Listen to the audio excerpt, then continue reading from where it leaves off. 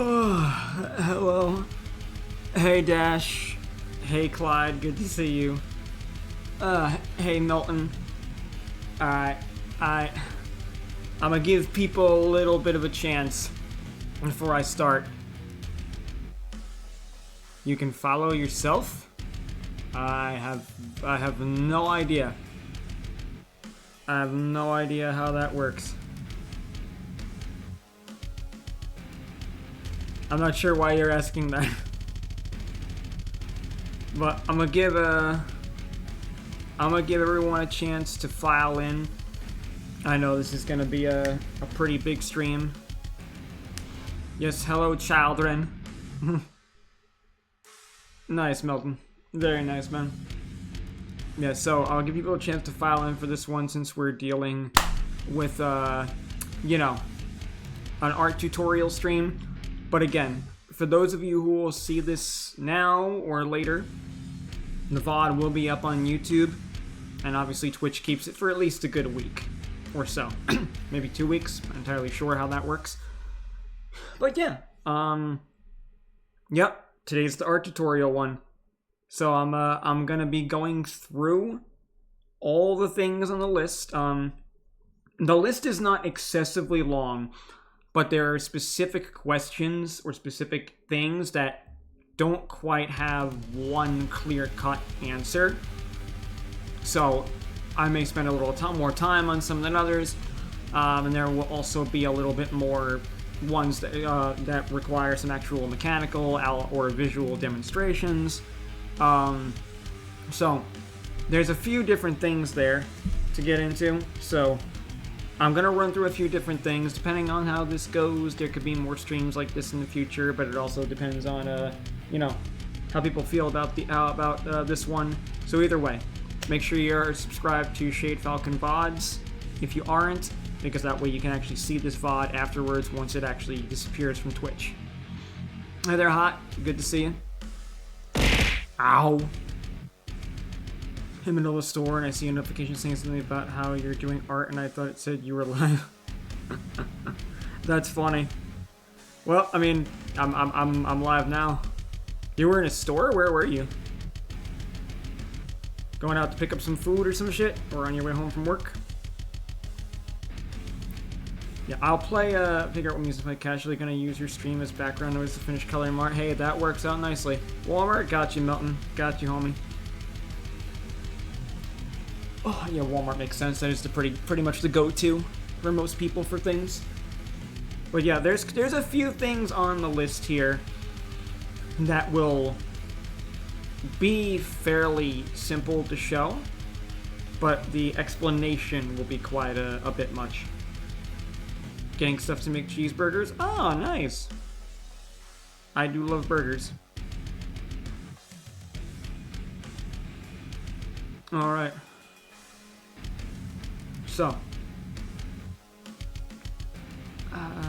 I'm trying to wait and see how long it'll take for people, because I'll give people at least like a good, you know, 5 more minutes tops before I actually get started.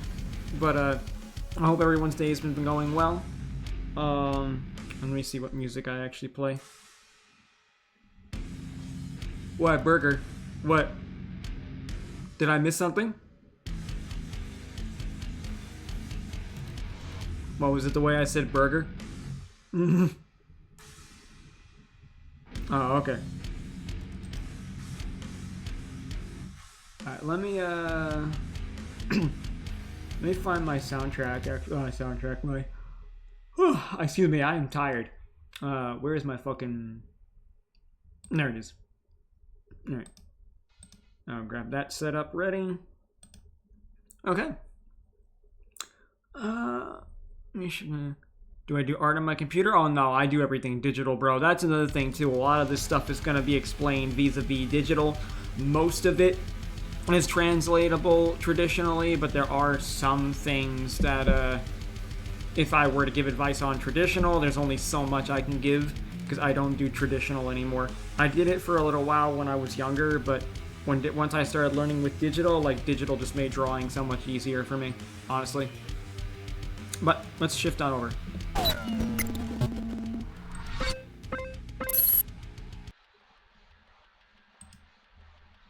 Hey, Ruben. How's it going, homie? Good to see you. All right, let's adjust a couple of things. Let's grab my pen and grab my tablet. Now we need to do proper window capture. It should be this one, right? Yep. Perfect. All right. Just my music volume, just a smidgen.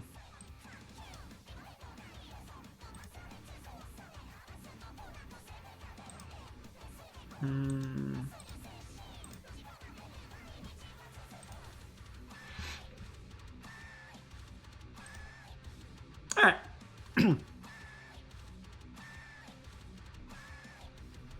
I think that ought to do.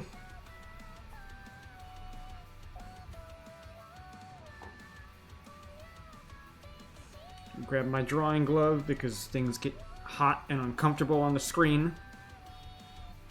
You don't want your hands sticking. So I'll sleep on my couch, woke up now, it's 3 a.m. and the verb is live. Well, it's 9 p.m. for me. But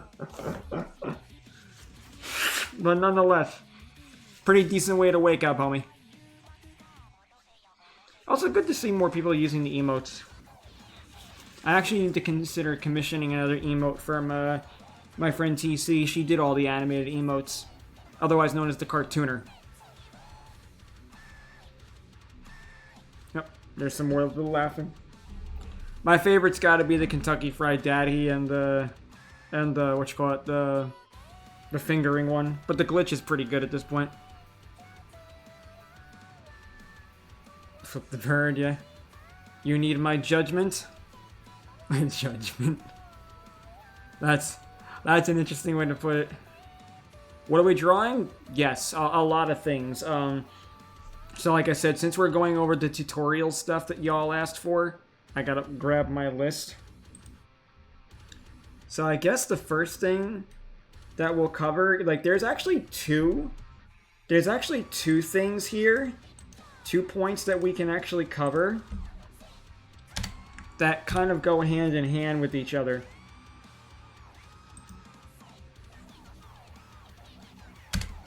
Alright, so let's see. Since we're actually working with yeah,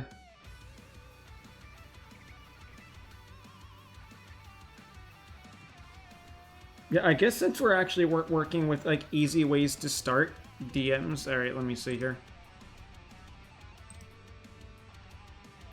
Oh shit. Hey Clyde, that's quite a step up from some stuff I've seen you do. Not half bad. Kind of a big boy too. But yeah, pretty good.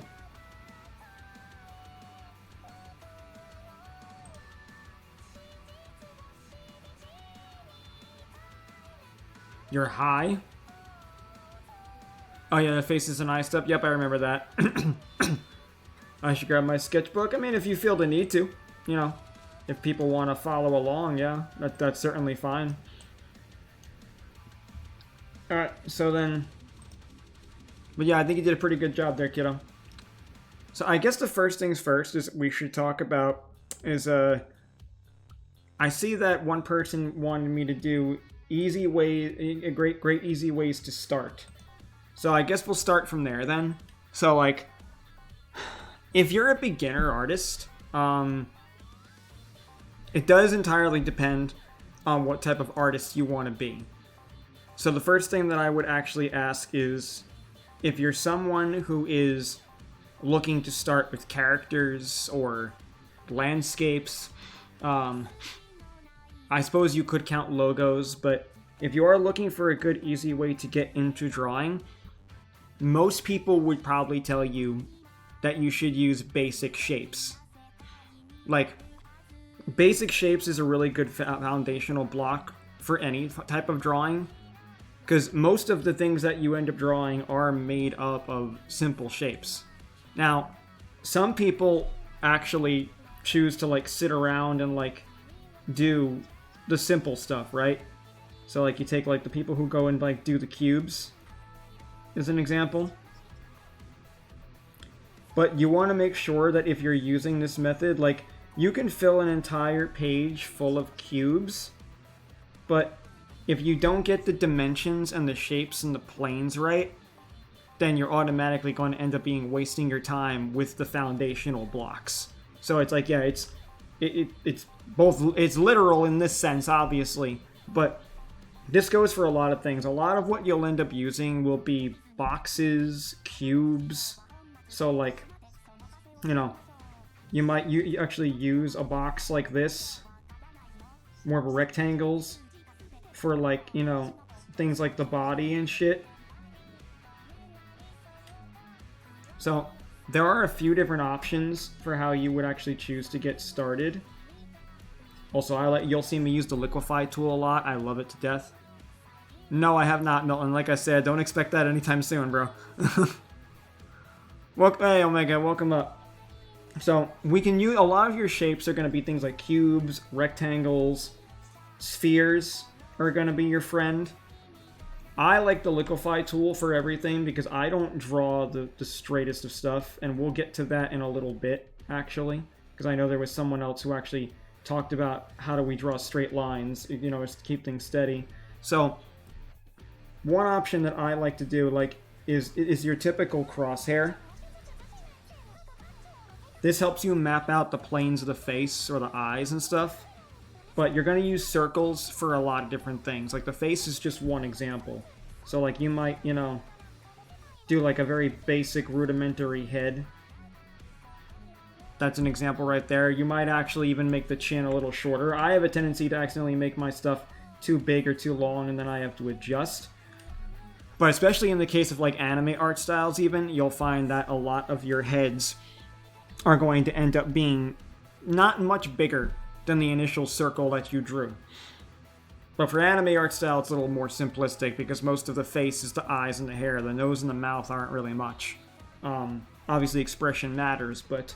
And nose style can vary depending on anime style, but regardless, we're getting a little bit ahead. So as far as getting started, you're going to use a lot of these shapes. You're going to use like tubes or like cylinders.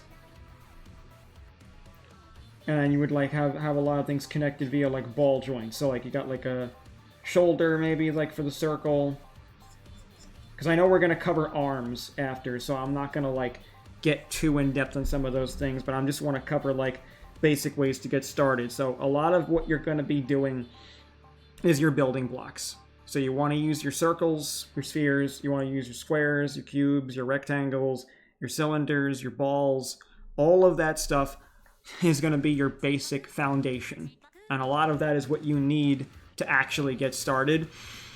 Most people typically like doing character art. I'm personally very big on character art. Yes, balls, lots of balls. But for character art, that's where things like knowledge, like anatomy and stuff comes in. So honestly, if you are just getting started, I'm going to assume first things first that you're not looking to get in. I don't even know who that is, Milton. But so I would say if you're looking to like get into, you know, starting art, I'm going to assume it's character art. Okay, oh, okay, gotcha, Spark. Because I know not many people really want to get into backgrounds right away. I myself don't like backgrounds. Most typical, oh, hell no, Milton. Yeah, most people have a difficulty with backgrounds or landscapes. It's something that does get a little easier over time once you begin to realize that the character is basically just something living in that space. But I'm not going to say that that's an easy thing to start with. So if you are looking for backgrounds, a lot of these foundations are the same thing, but you're going to be working much then more... Then sets a spark cause kicks down door. I'm an ambush. Good. Is it really an ambush if I'm expecting it, Spark? Because I don't like JJK, Milton. You know this. I hate that anime. But aside from the structural, you know, stuff of getting started there, another good way to really get started, and I thought that this would be an easy and obvious piece of advice, but jokes aside, I'm going to call out a friend of mine without naming him. I was talking to a homie of mine last night, and he really did not know a very basic tool and function of an art program. Like, I'm talking something what would be considered like a clipping mask. 10 times, let's go, Spark. And by clipping mask, I mean, like, you know, say, like, you draw something on one layer, and then you can literally clip and attach a layer above it, so that you can actually, like, keep things in the confines of that layer below it. So, i.e., you know, you draw a circle, you make that circle blue, and then you want to, like, shade part of that circle, you know, a darker blue.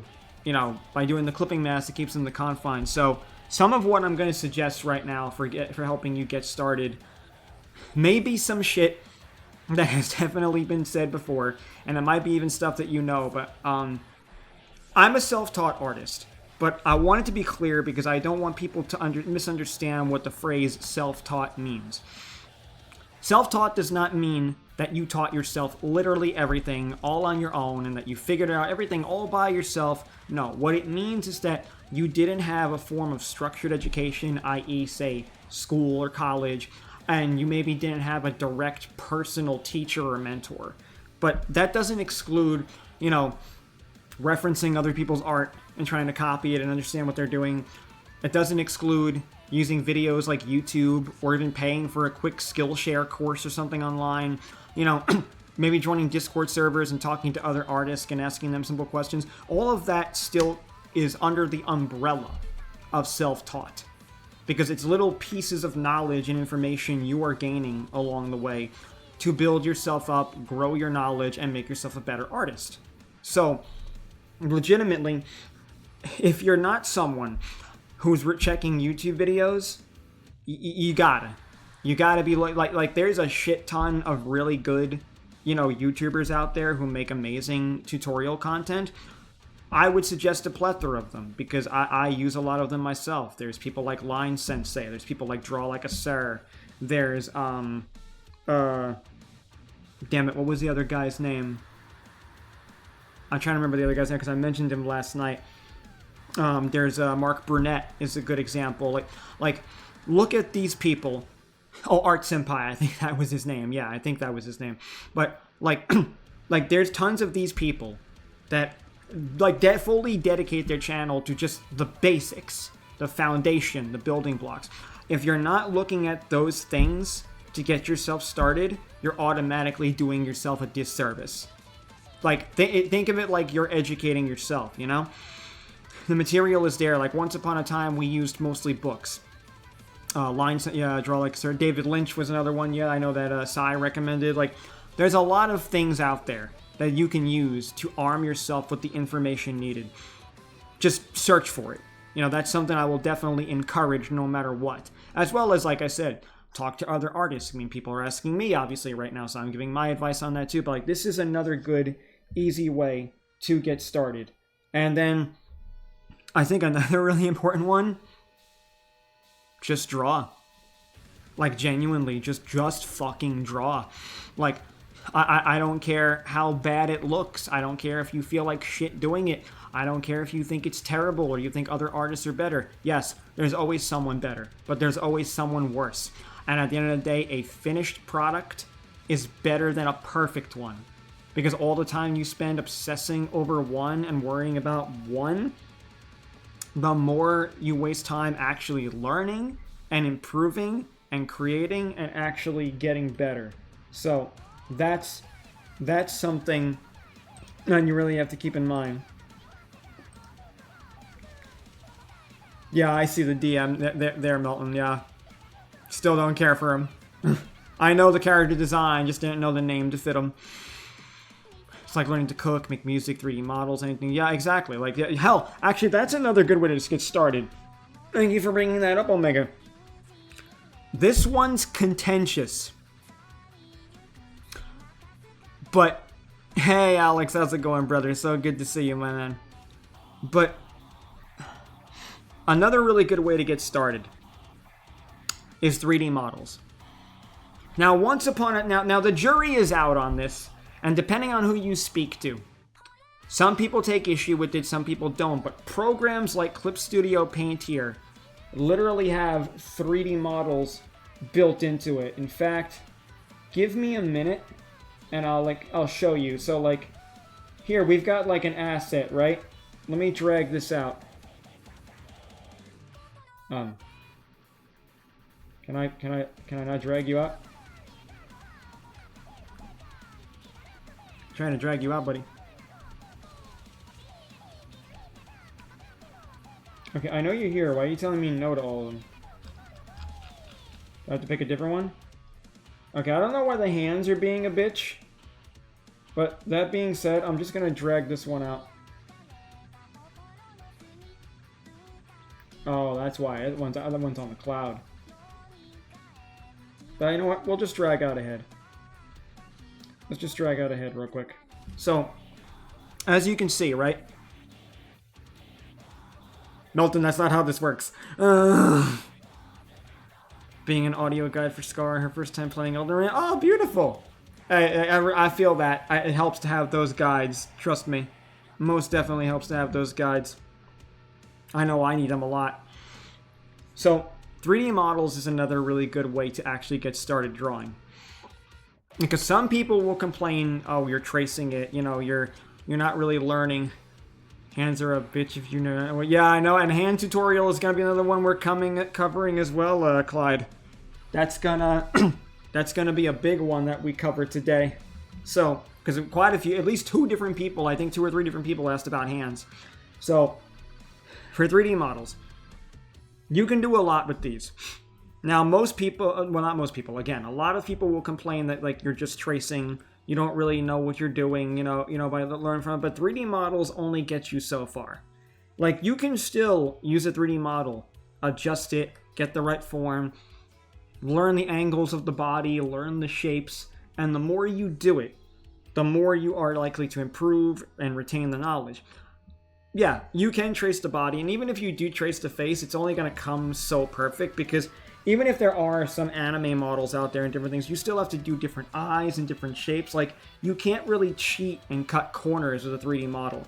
It can just save you a little bit of time and help you learn a bit more, and it's obviously a bit better to use them when you're more of a seasoned artist, but you can always use them to help get you going and get the basic body composure and structure down. I myself like to have a lot of references because I know the basic forms and shapes of the body to actually make something work the way I want. But legitimately, you know, I really like, you know, sketching primarily from visual reference. Hell, I even use AI references at times. And if the AI makes a mistake, as long as you know what you're doing, you can correct it. But I don't recommend that to people unless they really know what they're doing and they know how to draw. AI references are only good if you know the mistakes that the AI made. Every great artist always starts by tracing before drawing on their own style. Yeah, exactly. And tracing other people's work actually is okay too as a practice measure, as long as, you know, you don't take credit for it if you post it. And if you're not posting, it doesn't matter. There are times I have traced a reference and then used my tracing as my reference because I could better break down the shapes of the body. And a good example of that, actually, you know what? Let me actually grab you guys, because you know what? First things first. Let me actually, like, reduce this. So let's take a look here. Let's hide this layer. So, like, you've got the shape of the head. Now, if I use a 3D model, I personally prefer to just do this. But legitimately, if you're doing an anime art style, you know, you may want to, like, adjust it a bit more for the actual shape of the head. And now, see from there, right? We hide that. You've got the basic shape. This wouldn't work too well for an anime art style overall because anime heads are actually a little bit smaller at times. So you would actually end up having to adjust things a bit and, like, account for the curves. And this is obviously where I would suggest actually, you know, referencing an anime art style that you like. Pick a manga you like, pick an anime you like. But yeah, so you see right there, that saved a lot of time just for the shape of the head. You could still use the ears as well, you know. That's not something that would be bad to use. But now for the eyes, like the mouth at best, like maybe you can like copy that a little, and you've got a workable mouth there. You probably would want to raise that up a little bit though, because since we actually had to adjust the size of the head a bit, that should be up a little bit higher. Because the proportions of anime faces and bodies are not exactly the same as realistic proportions. So, for the eyes, you kind of do something like that. I will go more into depth. We will draw a better face after, because faces, eyes, and hair was one that we had to recommend. That was another suggestion, so that will be focused on more in depth further into this stream. But for now, I'm just giving you some basic building blocks of what you can do to get started. Now, like, look. Now, right there, boom.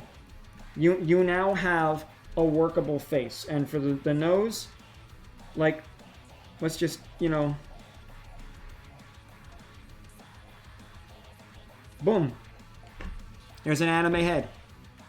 Now, you might even reduce the size of the skull a little bit, because the skull might be a little bit too large, because when it comes to anime heads, the hair is actually going to be a lot larger. It's going to take up more of the face, but typically when it comes to anime faces, the eyes are aligned up about halfway to the head. Most faces, too, typically the earlobes line up somewhere about like with the point of the nose. Now, so something like this, you might actually want to adjust a little bit. So you might want to like just like lower the nose a little bit more, like the tip of the nose. Maybe adjust the ears just a smidgen in some places. Because the ears typically, the top of the ears typically line up at the top of the eyes, like where like the eyelid would go. Maybe even the eyebrow. You know, a lot of it can vary, and it also depends on the maturity of the character. You know, like, so like, are they a younger character, are they an older character? Canvas to use references to trace, practice, whatever you're struggling with. No, yeah, absolutely. I agree with that too. Yeah, like you could literally take a day and just practice tracing, because it will help you understand the form and the shape and the lines and all of that. It'll really help you to properly get that down. So, yeah. So I think as far as like getting started goes, those are like some really basic tools that I think I can suggest. But like I said, you know, just draw, use your shapes. Now, as far as like drawing anatomy step by step, like I had someone else ask about that. So what I think I'm gonna do is I'm going to like draw you a really basic body, just so you all can get a basic idea of how like anatomical shapes would work. So let's do a quick sketch and let's actually get like a basic body down.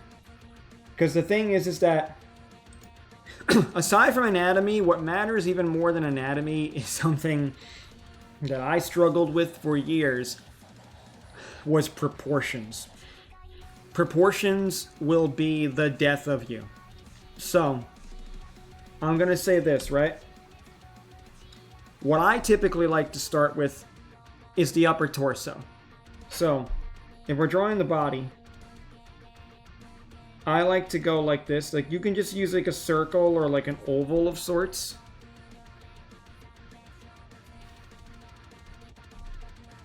I'm teaching how to draw, huh? It's not a matter of just drawing. I'm teaching how to... God, people don't read. So, basically, when you're dealing with the shapes, you're going to go like this. You could start... I like to start typically with the upper torso. Since we're starting with the upper torso, you know, I'm going to curve this a little because I made the circle a little bit too big. So, as we angle this, this is going to be like the rib cage. I often have a tendency to make things a little too big at times, but I'm going to curve it like that. And now we've got an actual rib cage. So, the reason for this is because obviously the ribs separate, and where the location of your ribs are will really determine a lot of the other shapes of the body. So that being said, got the ribs. Now, another thing I like to do, I kind of go all around, but like this is just basically for spelling out the shapes for the guy who wanted the actual basic process. So for the shoulders, you're gonna go kind of like an oval, like just like these little ovals. Now we can connect these lines here, because what this is going to connect up into would be the neck. Now for the neck, you can use like a little cylinder shape. Because it's kind of going to curve in. This is typically where the collarbone would end up going. So we're going to extend that out. And when it comes to your sketches, do not worry how messy this looks. Trust the process. It's going to look like shit when you're first sketching, but you're just trying to get a form down. You're not trying to make it look perfect. You're not trying to make it a beautiful finished art piece. Focus on the actual sketching process. That's what matters more than anything. The more you get stuck in your head, the less you actually will get the piece finished and down. Because if anything too, by the time you're done sketching, you're going to have sketched the same sketch at least 2 or 3 times to refine it. So, gonna get that there. Now, I like to do an extra layer on top for my head, just so I have the extra space. And again, a lot of this is transferable, you know, via traditional. So if you are a traditional artist, keep that in mind. I'm probably going to go for a bit more of a masculine body here. So let me just adjust the head first. Okay, we'll put that there. I don't know how masculine this will be, but it's still thin either way. I'm not trying like to be too fucking perfect with it either. So I think we want to make the shoulder span just a little bit wider, actually, if it's a guy, because with men you're gonna want a wider shoulder span than women. But now we'll go down here, and here's the thing about the body. The body is gonna be kind of like a tube. This is gonna sound kind of dumb, but from the ass to the upper part of the chest, it's almost like a bean. Some people jokingly call it a penis because of the way it curves and the way it bends. But that's not completely wrong. Now for me, what I like to do next is now we want to actually separate the abdomen area and the hips. So you're going to have a little bit of this circle-like shape coming down here. I like to carve it out a little. Just going to adjust that a little bit on the waistline.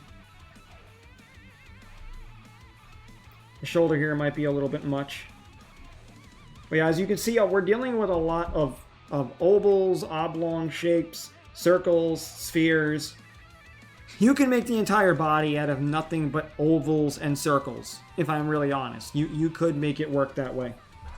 So, now, but this is the part where I say I like to carve out the actual crotch area. So as we carve out the crotch,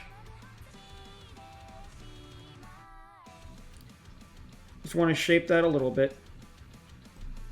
Think of it almost like superhero tights when you're drawing the crotch area. And again, I like my liquefy tool. I like to be able to like mish and mush things around. You know, I like to treat drawing like I'm sculpting. I find that to be a lot easier personally. Which is another reason I prefer digital over traditional, because there's just certain things you can't do in traditional. Like an undo button. Which is why if you're doing this traditionally, I do recommend sketching very lightly. The lighter you sketch, the better off you will be. Because then when you make a mistake, you'll be okay. So we got the crotch. And now we connect the little joint parts of the legs. Like this. Again, you got these little ovals going on. So, let's move that up. Now, I personally hate drawing legs. But we're going to do it anyway. So, now, we're going to do this. And again, for the legs, you can just literally attach them like this. You can just treat it kind of like an oval. And as you do that, you establish the basic shape. Now we'll probably have to adjust for proportions because there's certain parts of this that are a little bit too thick or wonky, at least for my taste. But we're just trying to get the basic principles down here. We're not looking to do anything too fancy.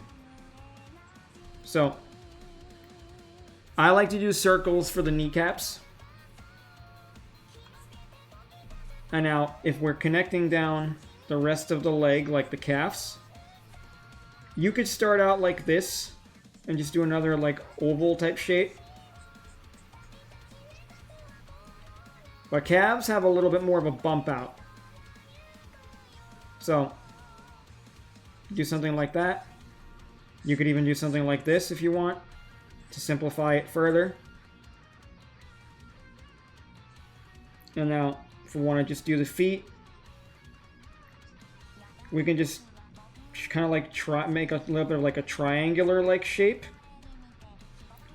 Because at the edge is where you're going to have the toes. And where the toes are is where the foot's going to matter. Have a little bit of that heel going on. Maybe a bit of an ankle. And you can do the same thing over here. And now again, this is all very rough. This is very basic. We just want the basic shapes. Because legitimately, this man's legs are fucking way too long. Because typically the head and the head to the crotch, like from here, like right here to here, from these spots, this length,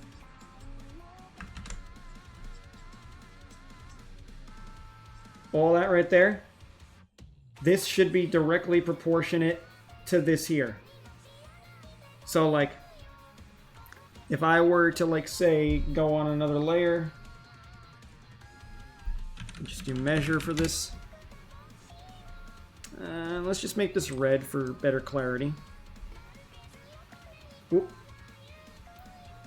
So now, if I were to take this line and I were to move this down, and we'll line it up with the crotch, automatically Hi we Devil can see... Falcon cause I'm going to chip in real quick. This primarily is the predominant way to sketch up a thing figure.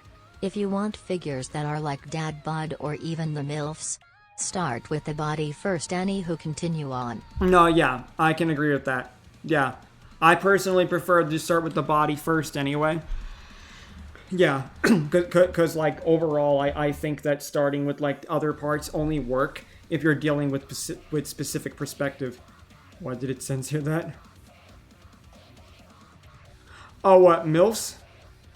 I don't know if it censored it per se, or if it literally just had a hard time pronouncing it. But yeah, so like, all good there, Milton. See you soon. So, basically, what we're looking at here is, I personally think that the calves should be made a little shorter.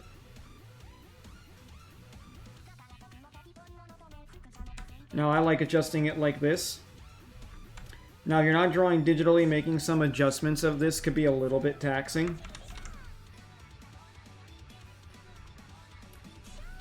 But that's a big reason why I prefer Liquify.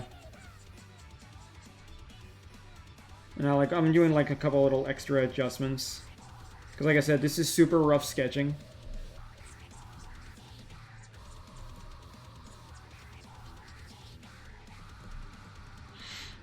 And the arms are not much different. Now, probably had a hard time saying Mills, maybe Traxius. Gotta get used to the fact that I'm not calling you Neja anymore. But, yeah, so, looking at that, we got the anatomy there, right? So, let's actually try doing the arms now. Because the arms are something... Ryan_Melton914 cause Burno, I'ma go do something. Yeah, I got you, man. Went back to my initial stage there and got you, homie. Alright, so... At this point now... Let's talk about this. For arms... Honestly... The best advice I can give is... First things first is it would really help if you position the hands. Now the hands typically, if you count like the fingers, they kind of like would line up about midway to the thigh. So we use these little cubes to shape it.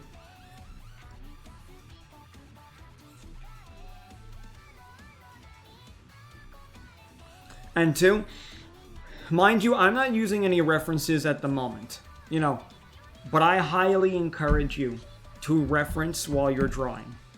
Because even the most seasoned artist who knows what they're doing should look at some references from time to time. Because there's only so much you're going to remember on your own. Because like right now, I can tell you right now, looking at my legs, I do not like these legs at all.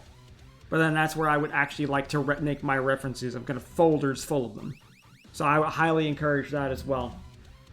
But the important thing is to, when you're drawing the body, just break it down into shapes. Just break it down into those simple shapes, and everything will be a lot fucking easier for you. So now, if we draw these arms, right? Actually, same layer? Okay, good. Alright, so for the hands, typically, the best way to draw a hand, I'm gonna tell you right now, is you can line this up via a triangle. Worship the triangle, praise the triangle. So yeah, you can line it up like that, and that's how you're actually gonna get your elbow started. Because contrary to what a lot of people think, our arms do not go perfectly straight. Because of the elbow, it kind of has a little bit of this arc going on to it. Like if you let your arm hang down next to you, you will see that like the shoulder down to more the bicep area, and mind you, I don't know perfect anatomical names or muscle groups, so bear with me.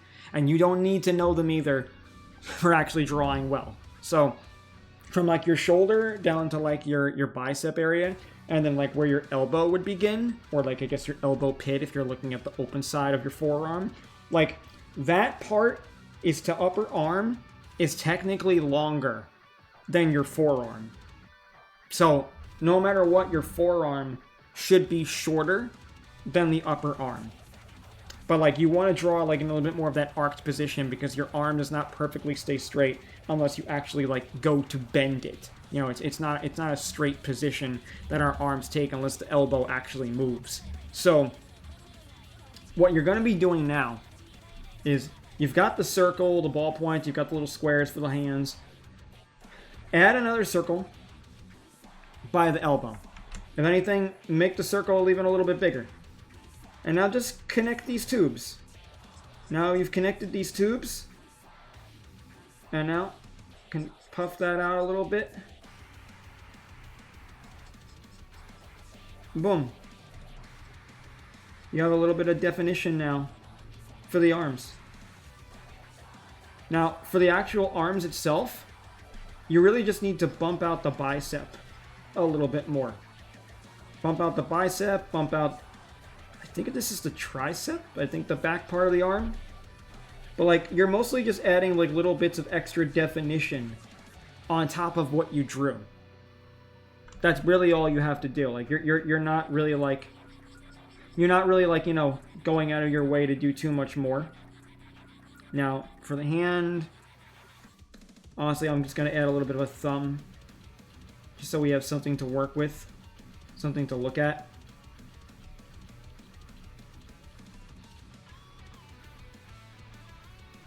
All right, so I'm not gonna go crazy with the hands right here, because since a lot of people wanted me to draw hands, I'm actually going to specifically do the hands separately, and honestly, even I'm probably going to do some referencing, but I will break down how you draw those hands. So, honestly, the same thing goes for the arm here. Now, like, you connect that down, doing our little circle. Make it however big you want.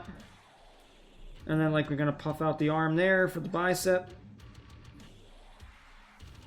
Maybe buff out this shoulder a little bit more. And we'll connect that down. Because, like, if you look at your arm, you will see from the forearm connecting to the elbow, there's this slight curve out. And if you're not a pencil stick, if you're not like a pencil stick like me, because I'm a fucking human twig. So it took a little bit of time for me to actually get the muscle groups down. But if you look at your arms, they all have those little bumps and those little curves.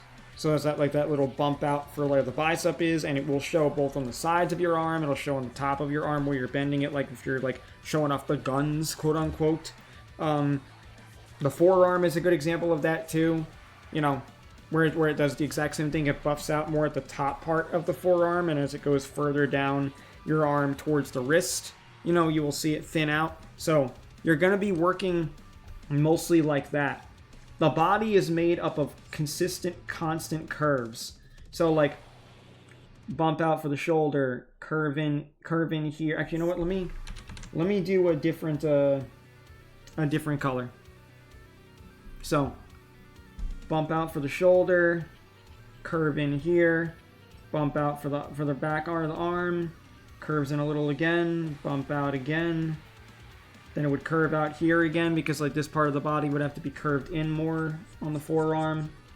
And again, this is if we're adding more of those details. So like just treat the body like it's a constant up and down slope. So if something doesn't quite look right, especially with the arms, that's probably what you need to be looking at more. Is it properly creating the slopes in the right areas? And it also depends on the musculature of the character. Kind of like when Clyde mentioned, like, you know, if you're drawing like a MILF or a DILF or different things like that, you know, different body types really do matter into this as well. But these, again, are the structural foundations of the body. This would be something that's very important for the arm. And, like, if I were to, like, you know, like, draw the arm, like, let's draw the arm from another angle.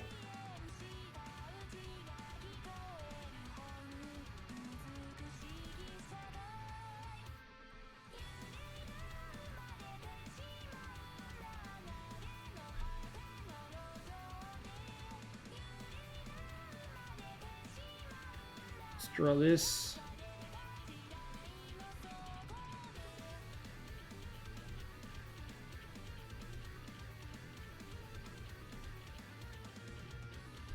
It's a really wonky hand, but bear with me.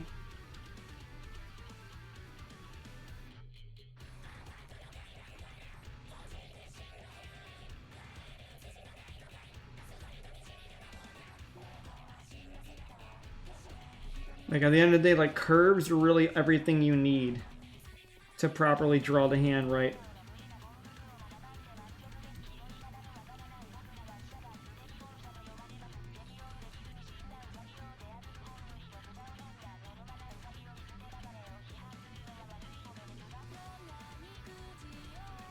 Like, even the way the fingers go. See, like, you got the thumb.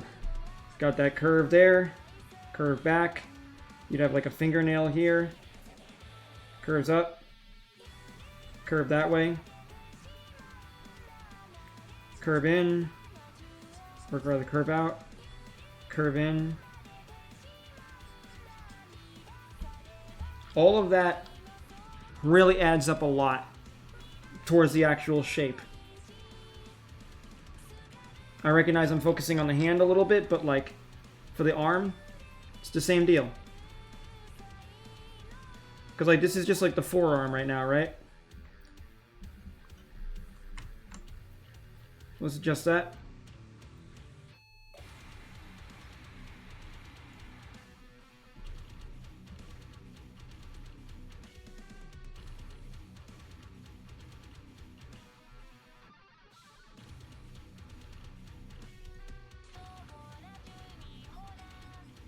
Yep, and now we got the other arm here, the upper arm. Just shape the shoulder.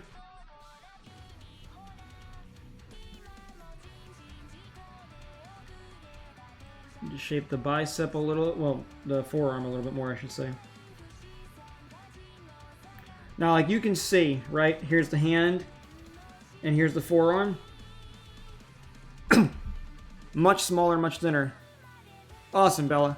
Glad you're on your way home. So, like, as you can see, like, you're dealing with, like, the forearm there. See how small that is? Like, look at your own arm if you're observing this. Chop off your wrist. Like, you know, like, put your fingers, like, around your wrist for a second. To try and make a mental separation of your hand from the rest of your forearm. Or your, like you say, your lower arm, right? Just observe how small that actually is.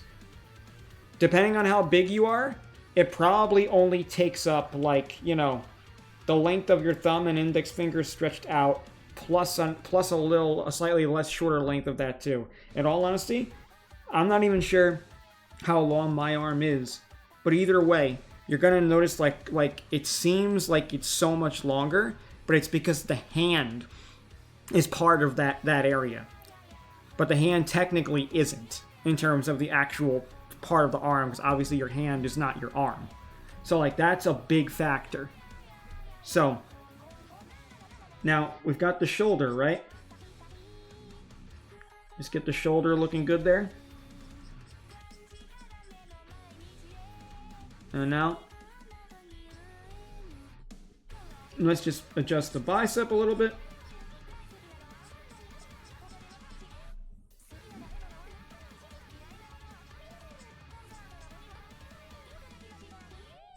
Just gonna move that a little.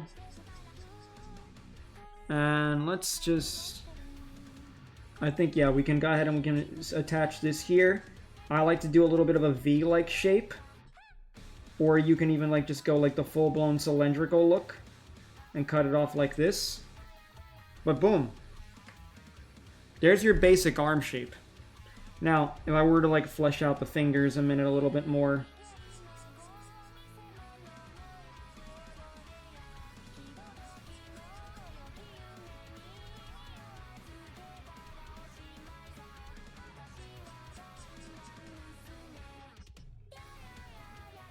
Do that a moment.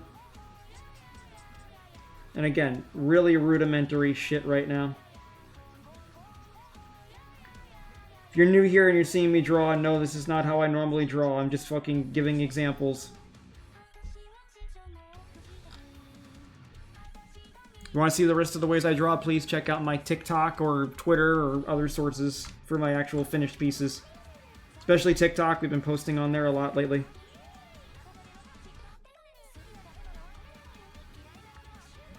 We probably will end up doing a full-blown face after, because in order to explain the face and the hair and everything, we will have to actually draw a full-blown face.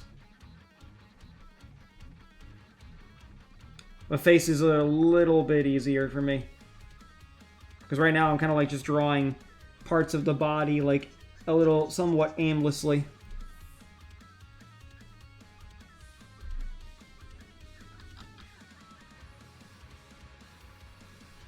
Some of these fingies don't look too right.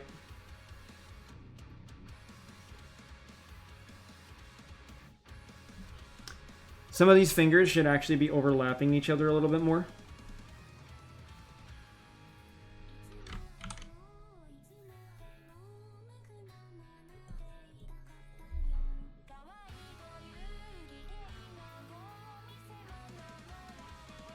And honestly, these fingers should be a little bit lower underneath.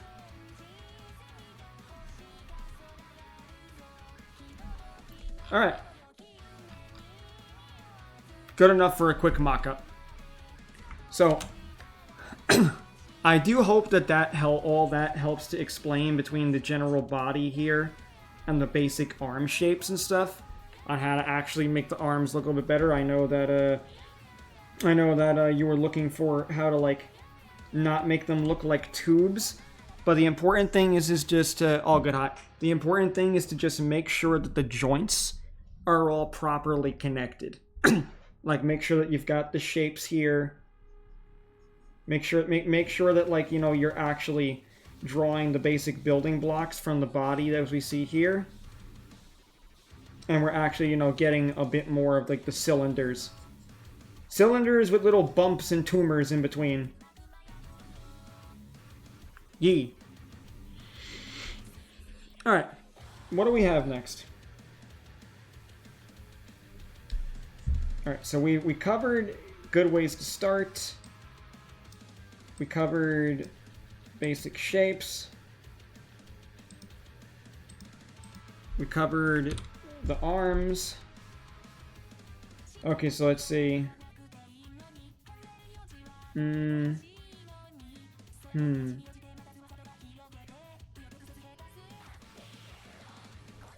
Alright, so Alright. Cross that one off. So at the moment,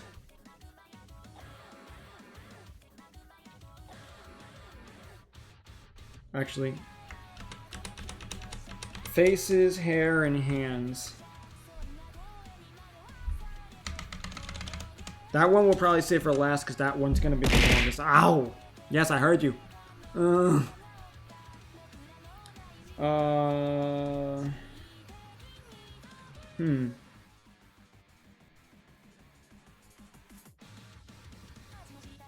so we'll cross this one off.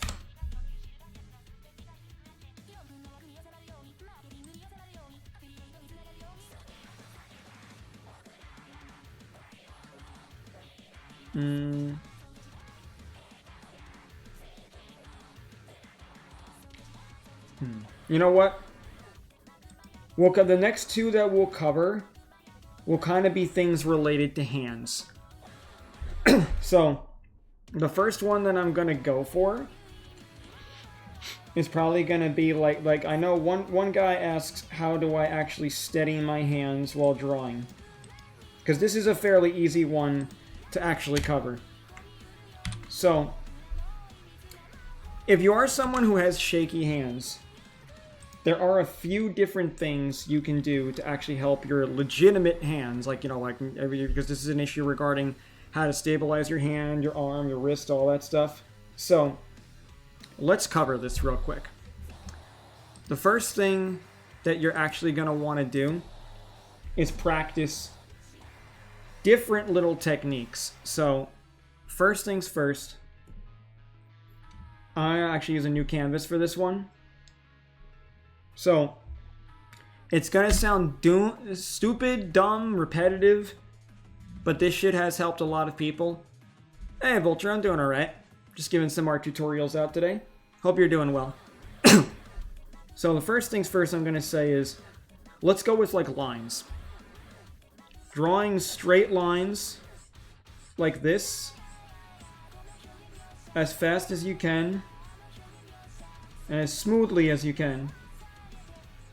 Trying not to overlap them. That's going to help a lot. Now, a lot of people will tell you to draw with your whole arm. I'm glad you're doing well, Vulture. But, legitimately, I will admit, fully, I draw with my wrist a lot. It's not that I don't use my whole arm for certain things, maybe bigger curves or broader strokes. I definitely do. But if you draw typically with your wrist, that's okay too. You can still do a big sweeping motion with your wrist. But yeah, try to do straight lines like this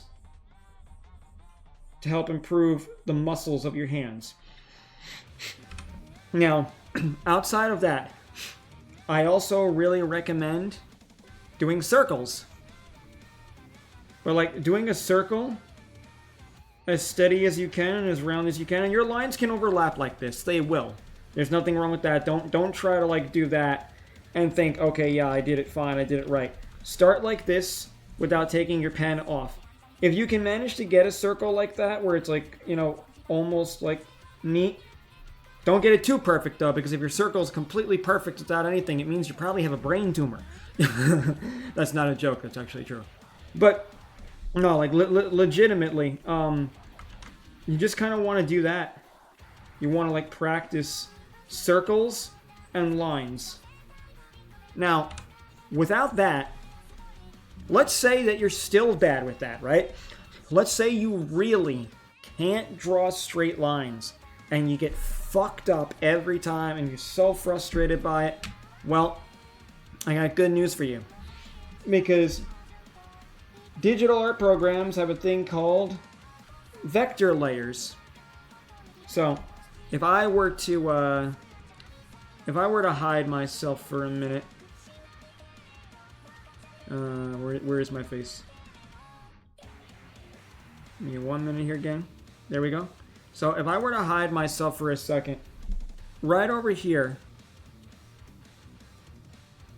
this layer is a vector layer. or this little thing right here. So let me put myself back. But yeah, vector layer, what this will do, and I recommend, this is primarily good for line art. So I will also talk about sketch layer. I'd recommend doing the best you can like I do, and then the liquefy tool. Because you can mix and mush and mash the lines around as you see fit. I like it a lot because it definitely helps me to adjust things. Well, vector layers allow you to do this too, but a little bit more cleanly. So if we go to a vector layer, let's say, which layer has my arm on it? Okay, so this has my arm.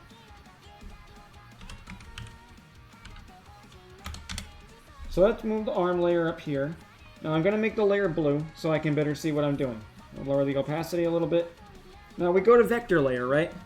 Now let's say I just take this clean pen, like this, right? It's just a normal G pen. Now let's say I want to clean this up. So I'll do that, right? Now look, I did that line, but the line didn't go smoothly. Now, most people are going to feel like, oh, I have to delete that line now. But instead, if you grab this little pointer button, and you go here now, oh, look, there's segment points now. Oh. So now we can actually click this, Control, and we can move and adjust the lines as we see fit. So if you're someone like me, or even if you're doing like cel-shaded art and you want it to look a little bit more clean, you can move this shit around. And you know what the best part is? You can do even more with this. So like, let's draw a little bit more. Let's like go down here, because I really believe the forearm came out a bit more. So now I did that line there. Now we connect this here. But my whole problem with this is, this line feels way too thick to me. I like thinner lines. So, if I want to do something, I can go to adjust line width. And now when I click on this, Control, if I stretch up like this, oh no, hang on. There we go, yeah, I didn't even need to control, so I could just click the line and stretch up like that. Now look, I can make that line as fat and thick or as thin and thin as I want. And this will allow you to get more line weight in your drawings. So, because for your sketches, the liquefy tool can help you along. So, if you actually just do this, this can really help you with adjusting things a little bit better. And you can actually just, move the lines. Now, one thing I will keep in mind is I like to like be a little, not to go over my saved lines too much, but I'm being a little messy right now. So, let's say now you've got here, I crisscross these lines. Vector eraser will clean that up in just a second. And you can adjust the settings you want for that too. But like, look how smooth that came. And it didn't matter how clean or sturdy my line was. It looks like you did a good job. So, hang on, I need water.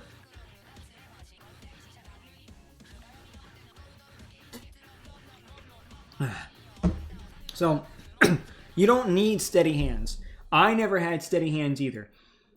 It got better over time. Don't get me wrong, my hands did get more steady. But you really don't need them.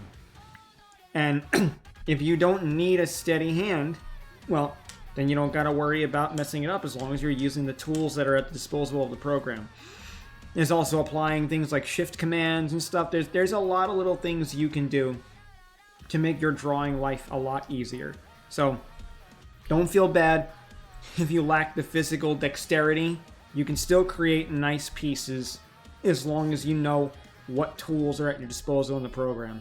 So that's something I would recommend automatically to anybody who's having those issues. Alright. So now we've got how to do hands, hair, faces, and shading. To be honest, I can actually lump all of these together right in one. The hands, I'll probably do first. And then I'll go to like the face, hair, and the shading. Because that'll also cover the eyes and everything like that. So, let's go here. Let me grab a couple of quick references for myself. Because even I like to have references. I very much enjoy having my references. Let's see. For hand references, what's a good basic hand for us to draw? Because we just want, we want at least like one to give you, for example. But I want it to be a good hand gesture. You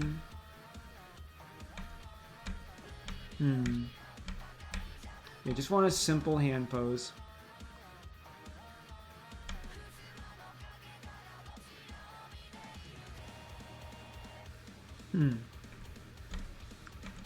What works here? Now, I know most people actually find it easier to draw fists. But I think I'd rather not focus on fists because doing a fist doesn't show the full hand. And we want to actually like show off fingers. So let's see here. You know what? This actually looks like it'd be a pretty good hand to actually use. So we're going to go with this one. Alright. So let's go here. Hot in Town 57 cause I found a movie to watch. Nice. And also, Spark. My poor man. You being at hell, aren't you? Alright, so now we're gonna go with hands. So we're gonna take a dedicated thing here, so oh. Steady, but some programs offer stabilizing setting for some brushes. It's contentious, and at some point it's recommended to practice keeping your hands steady. But it feels... No, yeah, you know what? I will add that for stabilization, actually. That's a good point, Omega. So as you can see right here on the far left side where my mouse is, this is stabilization. And depending on how far you slide the number will determine how much stabilization you have. Too much stabilization, I feel, takes away a little bit from the realism and the authenticity of your own hand. I like somewhere in the neighborhood of 30 to 60, depending on what I'm drawing.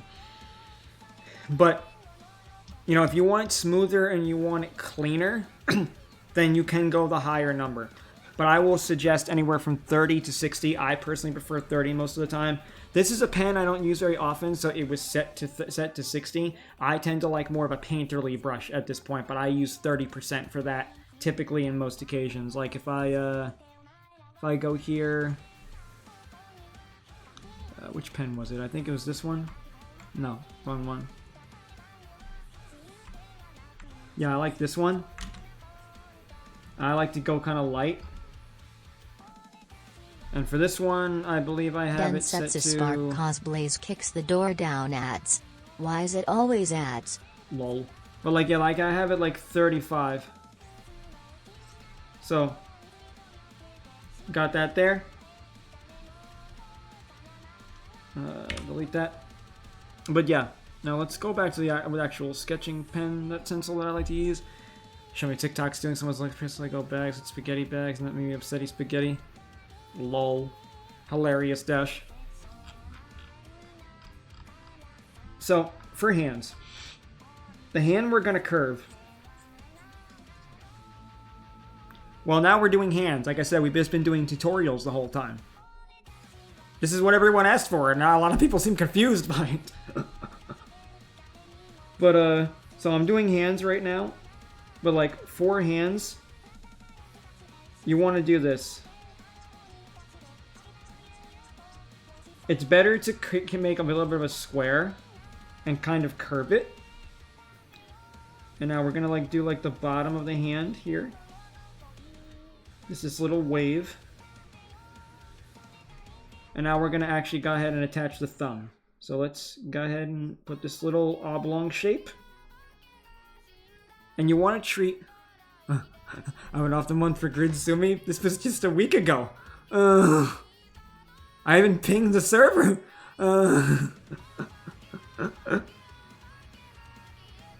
But, no, so like then we're gonna go like this, and then you want to attach these little tubes. Also, too, the title that no one seems to read. No one seems to read the title of the stream. So, yeah, do this here. You want that little curve for the thumb.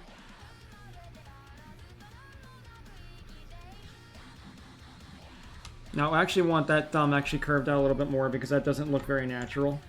So we're going to redo that in a minute. But for the thumb,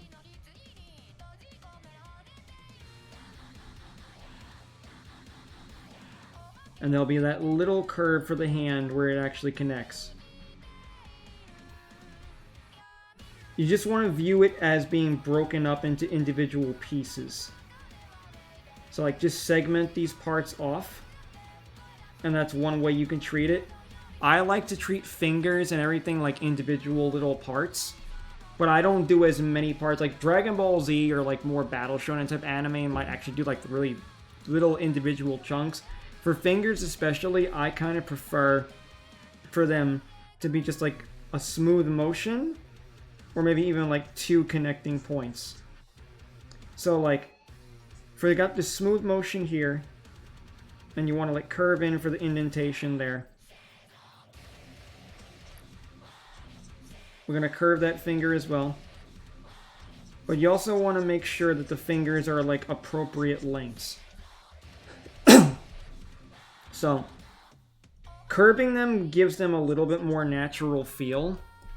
But you want to be careful how much you curve them, or it can look really unnatural really quick. Now, the index finger obviously here should be a little smaller, so we're going to reduce that a smidgen. Your middle finger is obviously the longest one.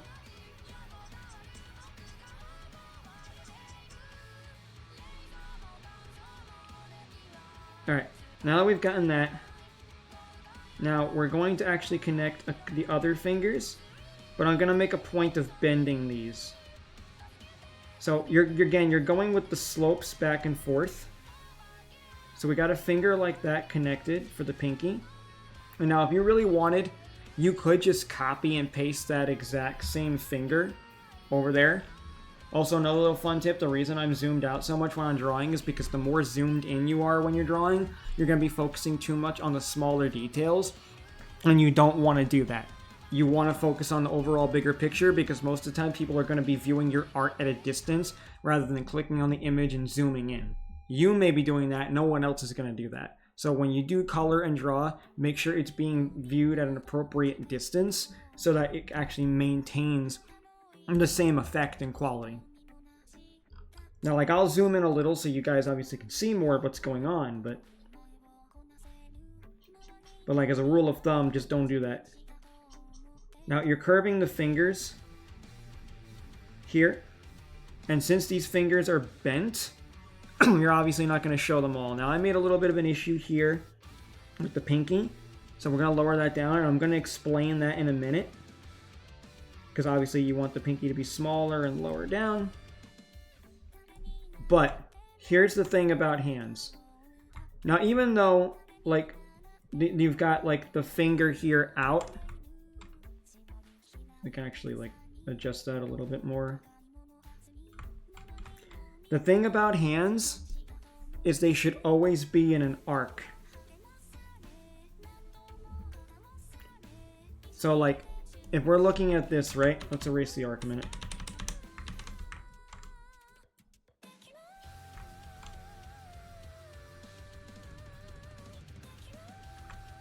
Also, his hand should probably be a smidgen smaller.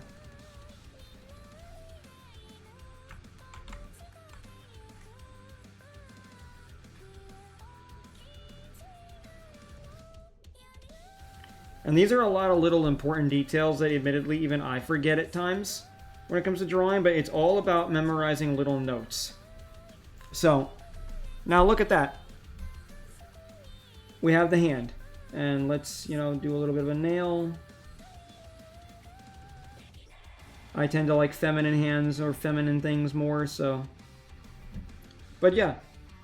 Now that's your hand. And like you can go ahead and add like the little cross if you want there. Like the little palm marks. Boom, boom. And boom, that's a hand. Do you benefit to do art without zooming in, since not only what Shade already said, but it will give the illusion something appears bigger or smaller than it actually is, keeping your canvas zoomed that way. Yep, agreed, Omega.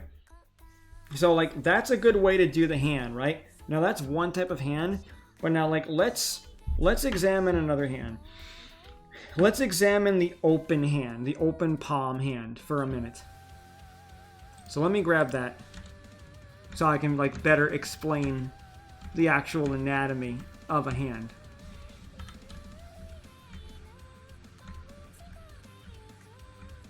Just grab something here. Because like most of the hands I have for references are actually like very specific gestures. Because a lot of what your piece will be determined by is how you gesture your hands. You could draw nothing but a character's head and face and just have the hands there like a bust shot, and it will have so much emotion and personality than if you didn't draw it. Alright, let's see.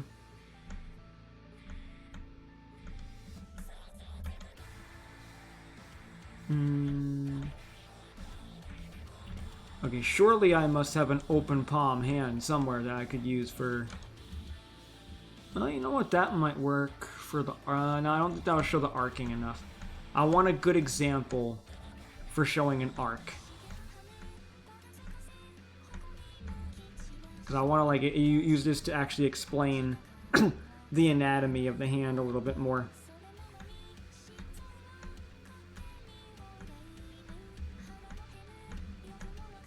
I must have an open palm somewhere. I must have an easy open palm somewhere, or I'm actually... This is hilarious. If I actually don't have an open palm hand. Like just a flat open hand.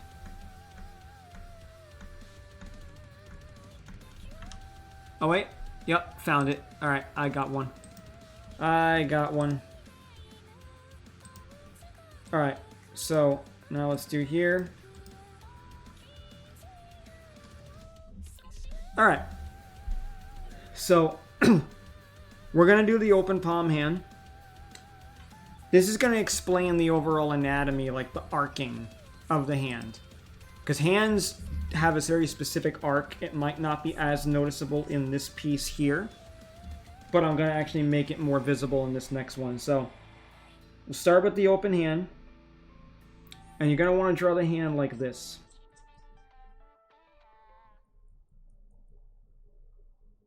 All of it's an arc. And again, this is like without like, attaching to to like a wrist or something specifically. So let's go with the thumb once more. You can get a little curve there. You can do a little bit of the palm. And now let's connect this.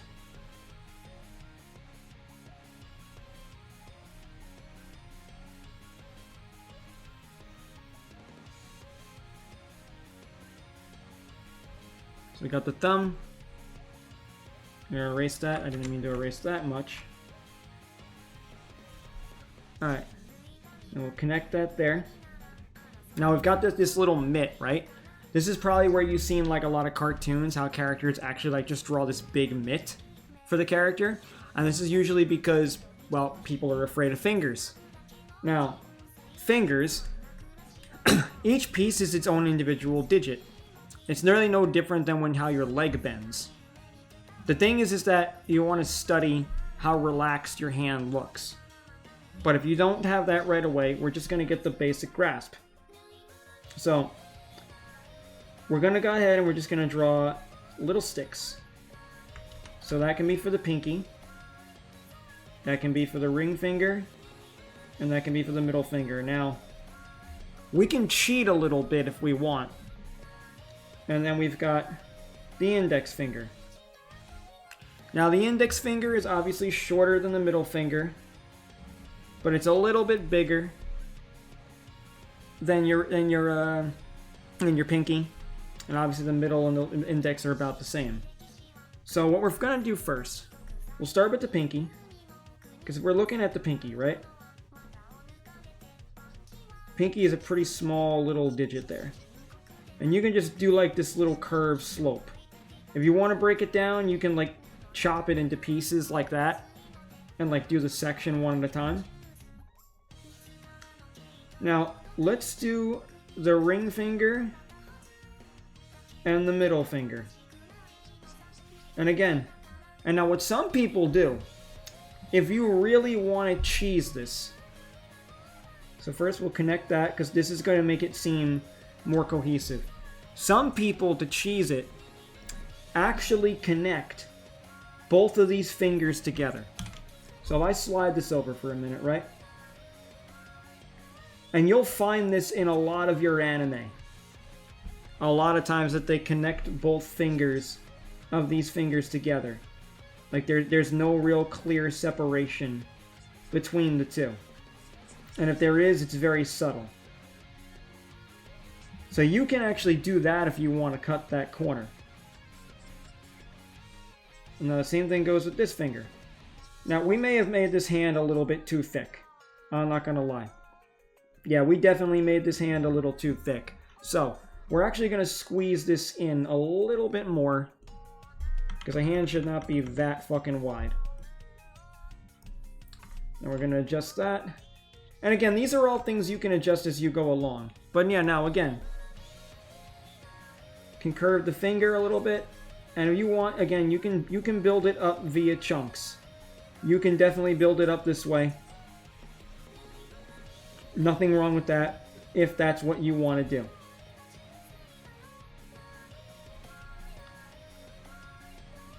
Some people even want to break it down further. Maybe you want 3 segments.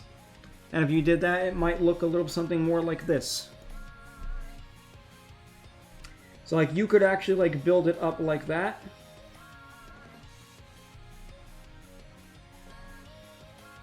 And there you go. And that's kind of like the basic foundation for the hand. It really is just this simple little square that gets curved, or rectangle. And you're going to mostly curve it on those areas. Now, let's say you want to draw a hand at a different angle. Because like we've only done the front, right? Let's say you're struggling with the hand at a different position. So let's look at that real quick. Because like I like drawing the hands at many different angles. But you can apply all of these same principles exactly the same way. So let's... What's a good example? You know what? We can go with this one. This one seems like a good angle that we can actually draw. So, for this next one, we're going to take a slightly different approach. Because, like, the hand at the side is going to look something more like this. But let's say it's a little bit more angled. Because, like, obviously you can view the hand as, like, this thin little square or rectangle. No matter what way you look at it.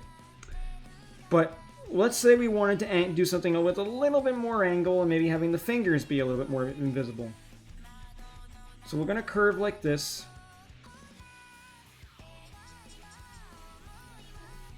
And now we're looking at that narrowing in there, and we want to do the thumb. The thumb will always be on the inside. No matter what you do, just remember, and this is something that's going to be difficult for people because even I fuck up once in a while. No matter what way your thumb is positioned, unless you're looking, your hand is positioned, unless the back of your hand is showing front, your thumb is going to be pointing inwards towards you, towards your body. So it's always going to be pointing in like this. So let's say we wanted to like do this for the thumb. I'm going to angle that. And now we've got that part here. Now the actual side of the hand is going to crisscross with that of the actual palm. So to get the fingers going, you're going to want to actually do the same thing. So you can like do this little segment line. Now that could be like the pinky. I kind of like to get like my fingers done as I go along. Because as you're going along, you can always go over this and retrace it and refine it on a new layer. So let's go here.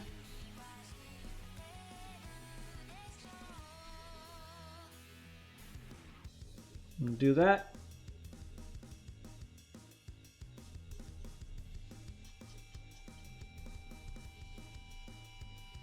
And now these fingers are obviously going to be a bit more hidden.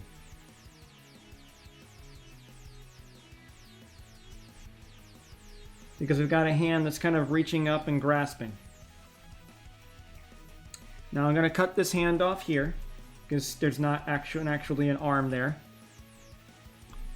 And if you want, just extend the lines down a little bit, so that we actually show the fingers. But you're dealing with overlapping fingers now. And since they're at an angle, you want to actually adjust the curves.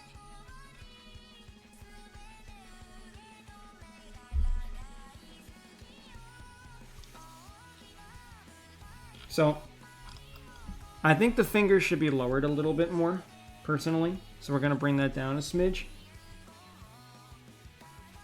But, honestly, that's another way that you can like draw the hand. Now you can like curve this soft squishy part of the hand a little bit, because you've always got that little like upper flabby part of the hand that's right below the fingers. And now you've got another position there. And again, don't worry how messy it looks, you know. And I like to add a fingernail or two. I think having fingernails, because I like drawing women. In case people don't know, in case that's not obvious. But like I like drawing women, which is ironic considering like I did a male body for the basic adjustment. But I feel like there's a lot of dudes who might have wanted to know that one as well. Also, did my music stop? Yes it did. That's why, because it wasn't on loop. Okay. But yeah, so I feel like that's pretty sufficient as far as basics for hands go. If you have any other questions or comments, please let me know either in the chat, or if you watch this video later, you know, comment down below on the VOD and, you know, let me know. Hell, join the Discord server and actually ask me questions there and, you know, come hang out. But that's basically everything I feel like I can provide for, you know, for basically the hand stuff. So I think we should go ahead and move on for the next part. So I hope that was fairly clear. If there are other questions you guys have, please don't hesitate to ask me. Or again, leave the comments on the video when this is done.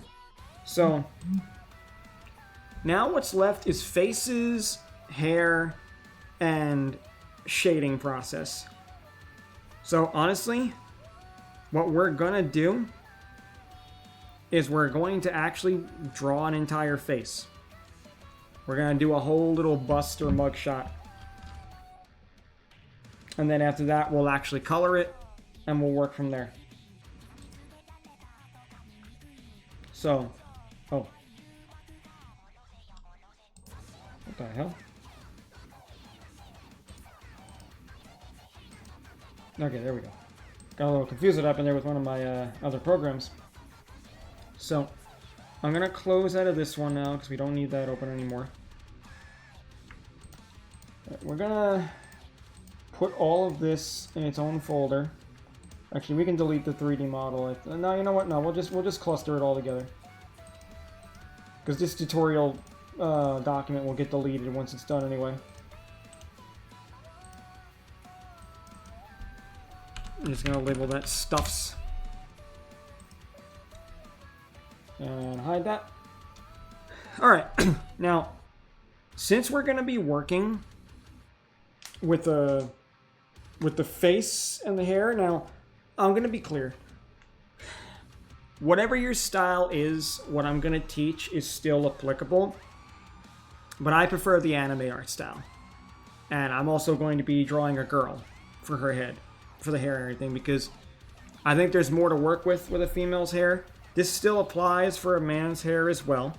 But legitimately, a lot of guys have shorter haircuts, or if your character has a bit longer hair or some crazy hair, you can still work with this same process. But I'm going to be sticking to female hair for now. If people actually want some more detailed tutorials and stuff on that in time, that's something that we can talk about. That's something we can discuss on later streams. But I'm going to go ahead and stick to, well, what my preference is for this thing, because I feel regardless you can still apply these same things, because it comes down to breaking things down once again into little chunks and individual sequences. So first, let me actually go ahead and grab something that I can use.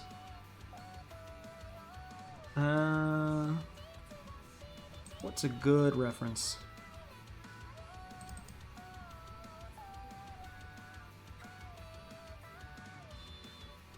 Yeah, I'm just gonna grab. This is probably, it may look like a character by the time I'm done, but the whole point of this is to not care about whether I'm drawing a character or not, but to understand the premise of this. So let's get to that.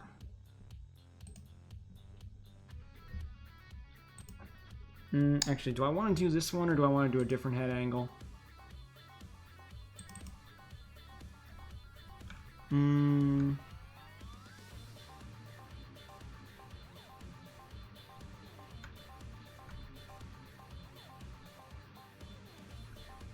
trying to decide a minute. Because I want to stick to something a little bit more simple. You know what? Actually, this one may work.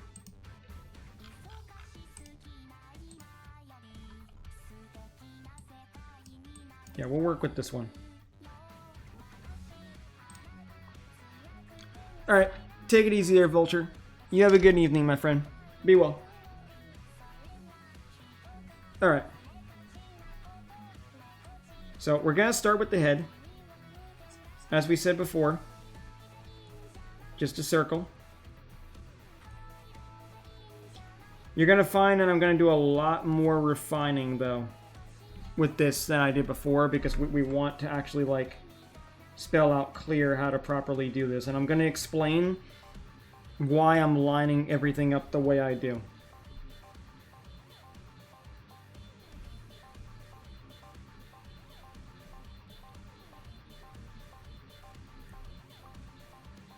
Alright. Gonna connect that line now. And now we're gonna do the chin. Pop out the cheek a little bit. Come down here. Alright. We're definitely gonna have to make the head larger.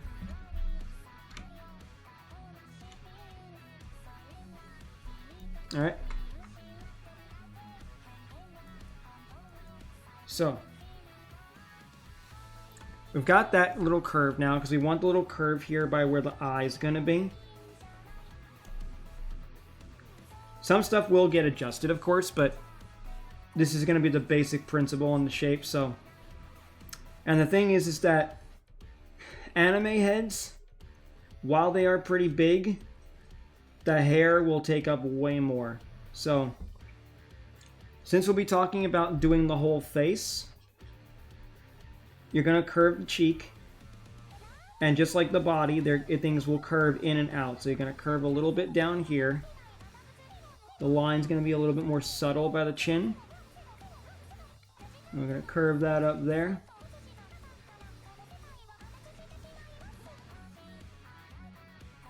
All right.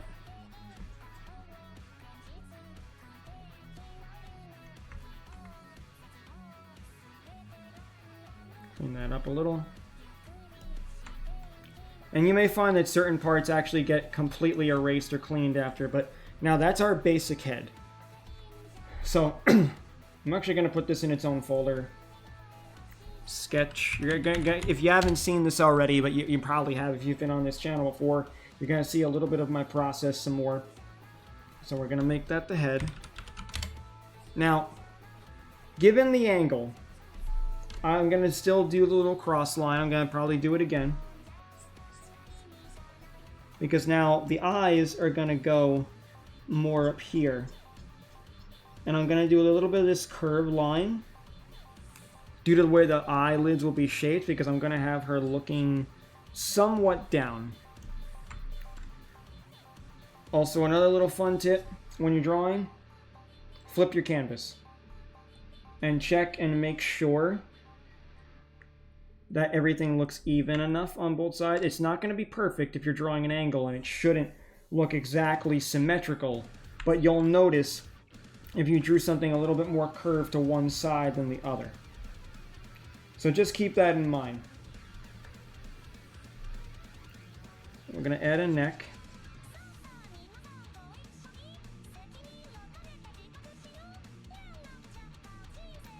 Yep, having the neck will help this out a little bit more.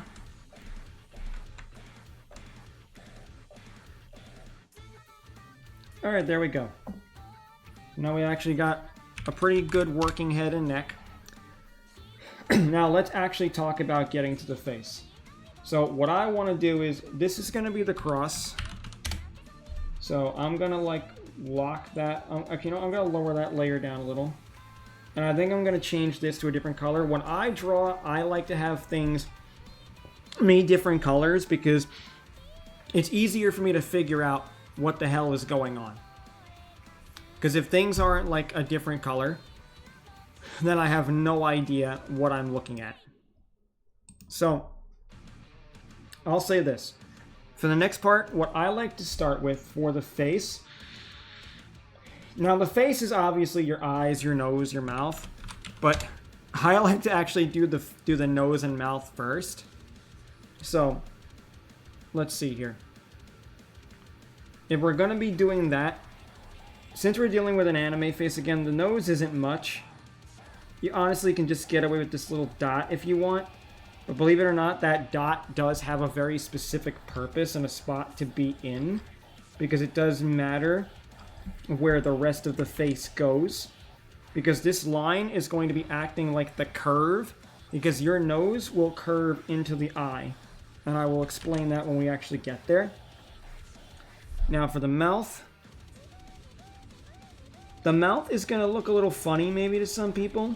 Because you're probably going to be thinking like, well, why isn't the mouth perfectly centered? But you don't want it centered when the head is going to be at a slight angle. Because if the head is angled, this is the part where observation really comes into real life. If you're looking at someone and their head is on an angle, it looks like the tip of their nose lines up closer with the edge of their mouth.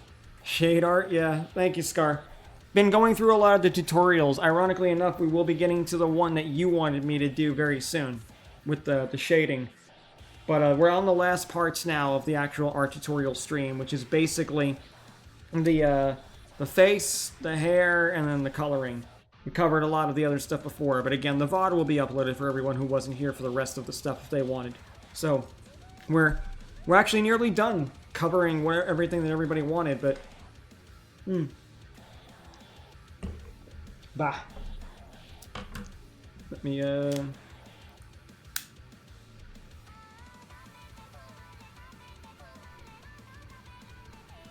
dehydrated. So let's see now.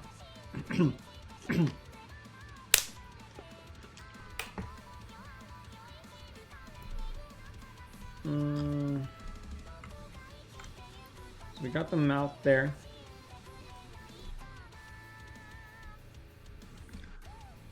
I was gonna say had been said, so I'll be sure to watch the VOD.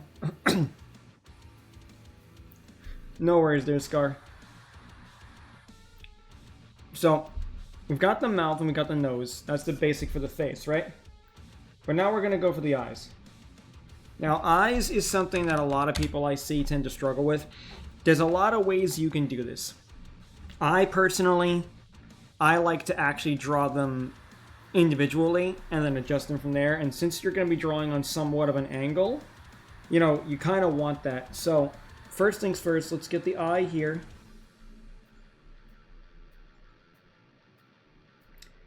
And we're going to curve this one a little bit too. Now for your eyes, with anime faces, since the eyes are so big, make sure you leave a sizable gap in between the eyes. Most eyes typically need a third eye to fit in between them. This is just how a normal human anatomy works, proportions.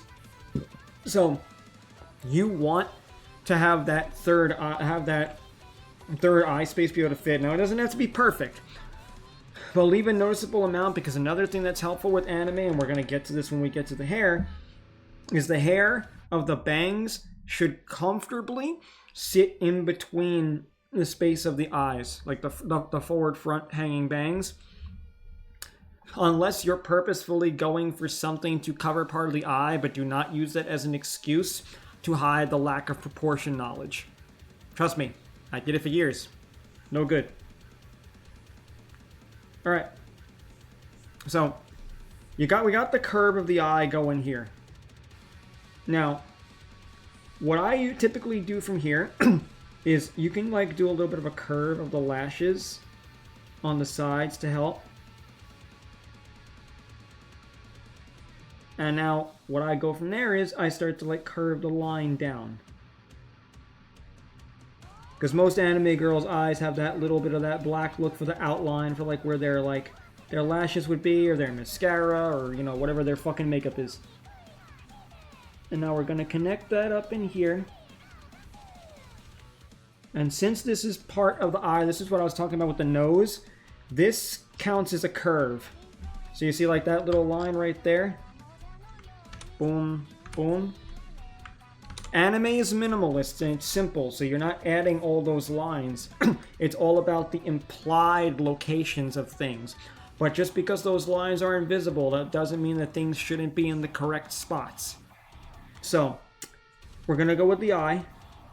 Now, I'd recommend doing this on both real quick, even though I'm not always good about taking my own advice. But now you can connect this line here, and we can start thickening this out, curving it together. Because we're going to go for kind of like a half-lidded shut look. So, now since the eyes are also a little bit closed, you want it to curve with the cheek. And considering she's going to be like more looking downward at the viewer, the eyelids should curve as such below. Now, this doesn't apply for everything, but you know, this is what the facial expression we're working with currently. Now, we can go ahead and we can actually, since these eyelids are closed just enough, we can go ahead and like have the actual eyes be like, you know, kind of like partially covered here. You know, the actual iris and pupil and stuff.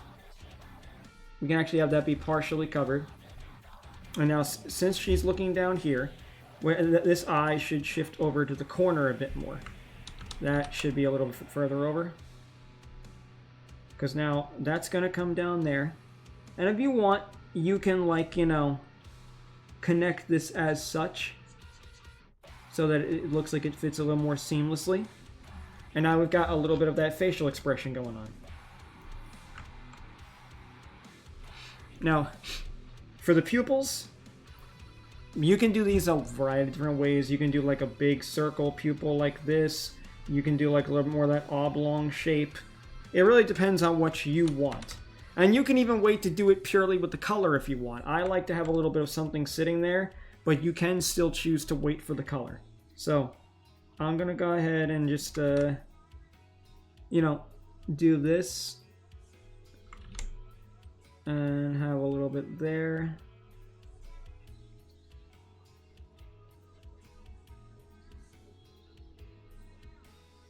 So we got that now. We want to curve this in a little bit more. And we can make this a little thicker. Actually fill it out. Fill out the outline.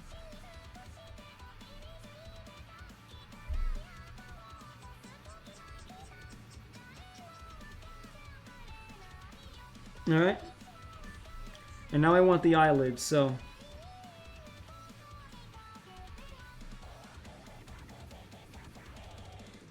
have that there. And now, most importantly, now we need the eyebrows. The eyebrows are pretty simple. They're kind of just like this little, you know, like little thin, almost angularly pointed shape. And it really depends on how you want to shape them for the expression. Study facial expressions for that, honestly.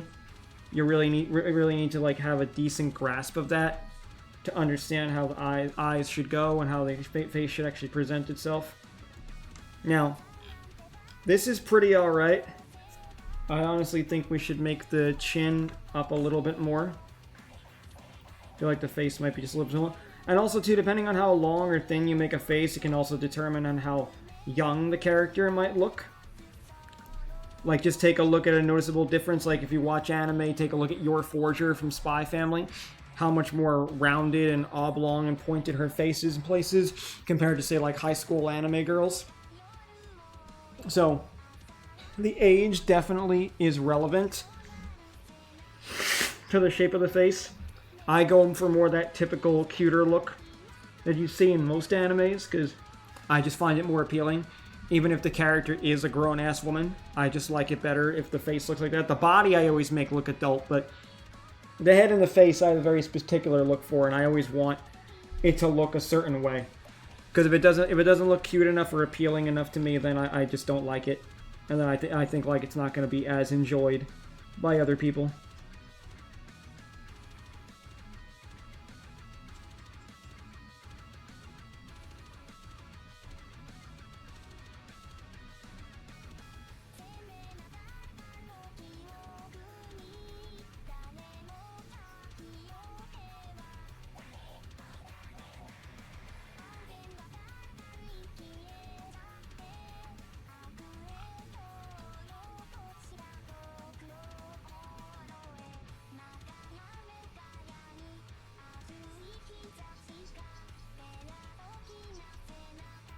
Alright.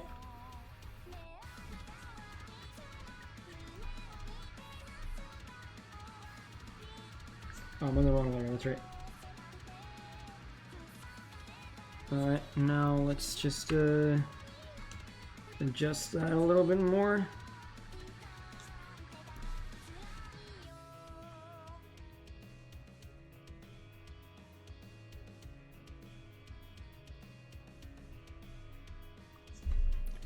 Now you can thicken some of these lines up a little bit more if you want. Obviously that's more of an aesthetic choice than anything. Also, these lashes probably should be a little bit thicker.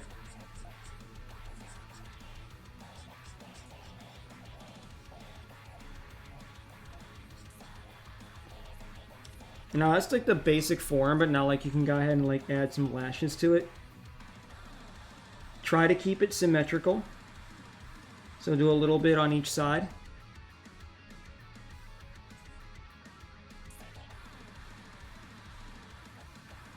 Because last thing you want is for it to be too inconsistent like that.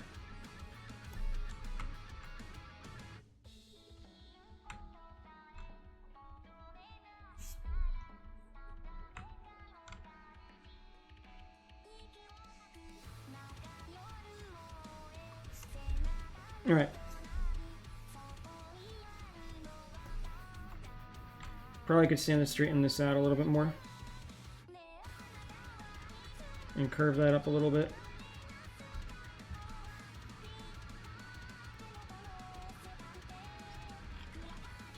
Alright, so that's some pretty basic shit.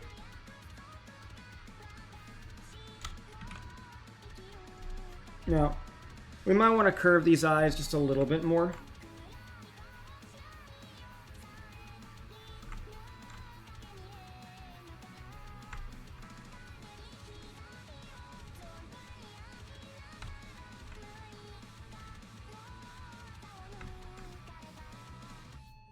Like I said, I like my liquefy tool.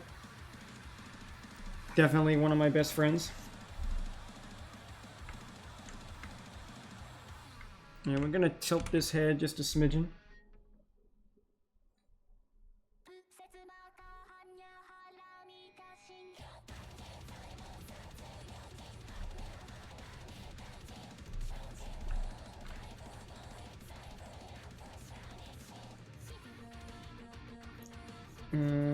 Just the mouth a little bit. This is the part where I'm being a little particular with some of the details.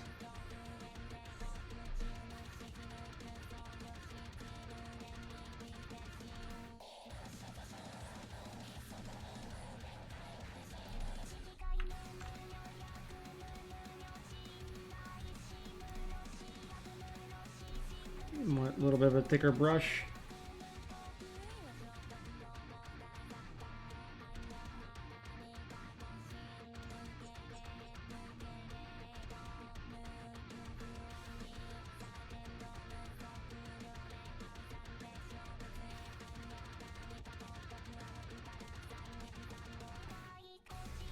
All right.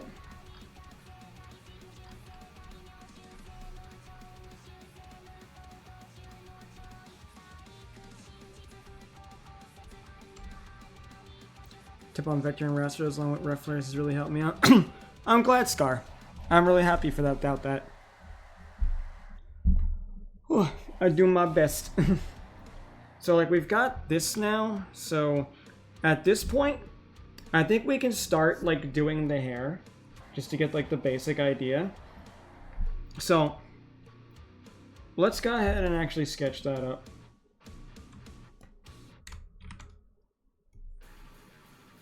So, hair. Now there's a couple of ways we can do hair. You can just outright sketch it without a problem. And you can start at like a focal point of the head and have all of the hair just like stretch outwardly from there. Kind of like that. That's one way you can do it. Another way I kind of prefer, I don't do this all the time, but I have grown to like it. I like to actually take a paintbrush and I like to actually like paint it out and then re-go over it. So, do this like this.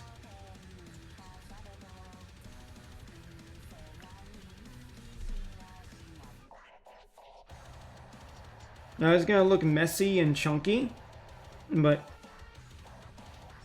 this is just one method of doing so.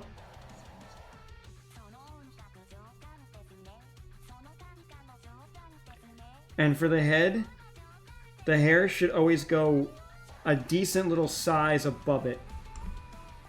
You may have to adjust it after, but like, the head is not, you know, the hair should not be too low to it. Or too close to the scalp with anime characters. Think of it like they're almost wearing a little bit of a hat or a comb.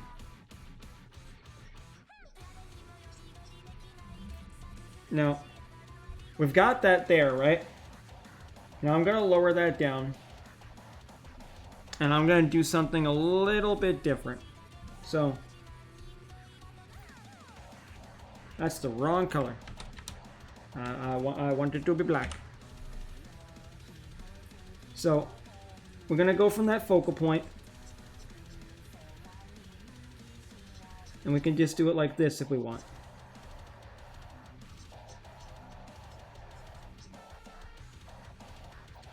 And then we can come down from this focal point as well. Have that crisscross. And now as you can see, we're leaving just enough space in between the eyes that we can position this here. Because if there's not enough space to put it in between your eyes of your character, then you need to move something over. You need to like reposition and readjust the proportions.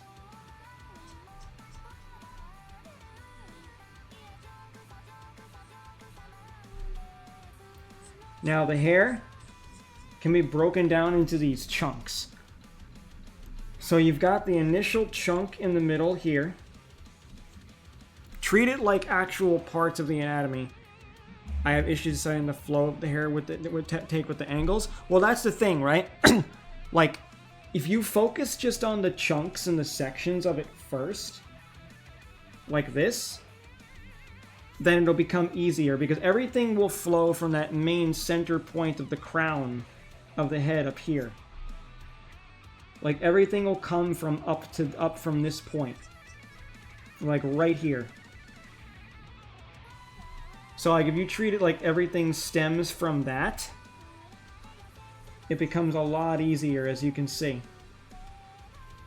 And you can kind of start going wild with how the hair flows and moves once you understand the actual point that it comes from.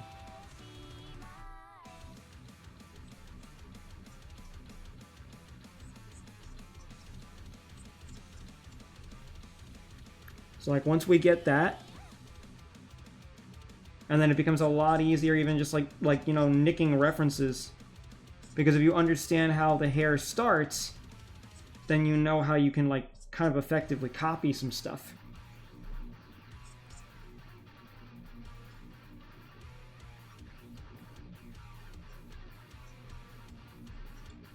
And now we've got that there, right? So we want to connect a little bit more down here.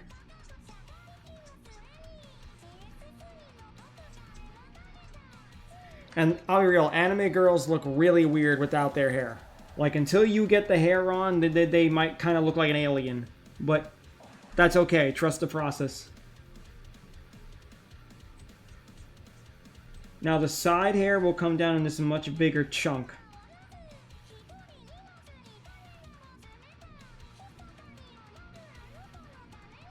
And treat the hair like it's flowing like ribbons. Like, ribbons is how this shit actually connects. So, like, in and out, in and out.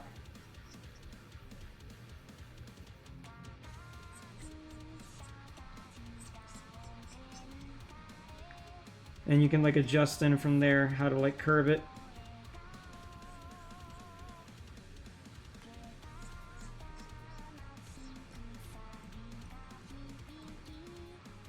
And don't be afraid if it's messy. You can pick and choose your lines after.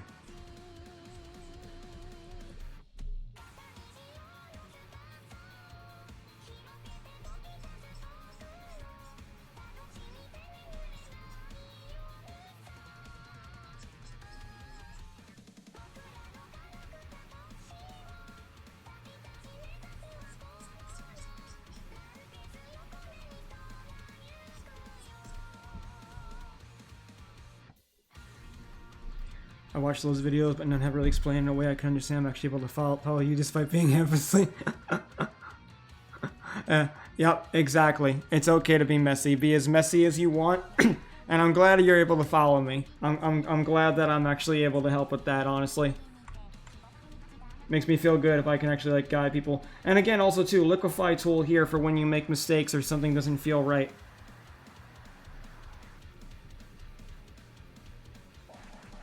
But yeah, so now we got that there.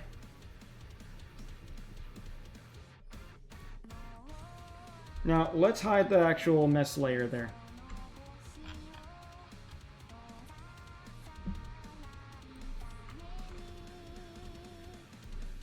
And I don't know, let's delete that.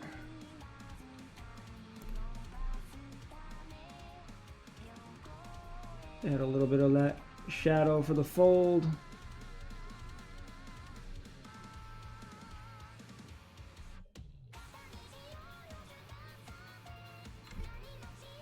And I don't know, let's add some horns.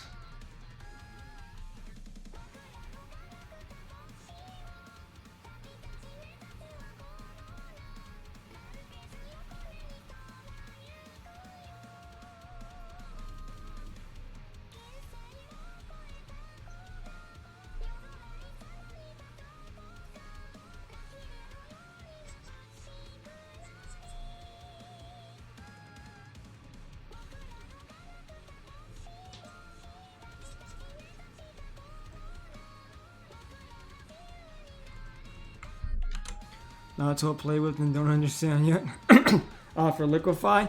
Liquify basically think of Liquify like pretend your sketch is clay and your Liquify tool is your hands that allow you to mix and mush and mash around the clay that is your sketch until it fits and shapes into a manner that you actually find appealing. Because there's multiple different settings for it, but the main one is push, and that's what I use, and that's what helps a lot. I also use expand and shrink at times.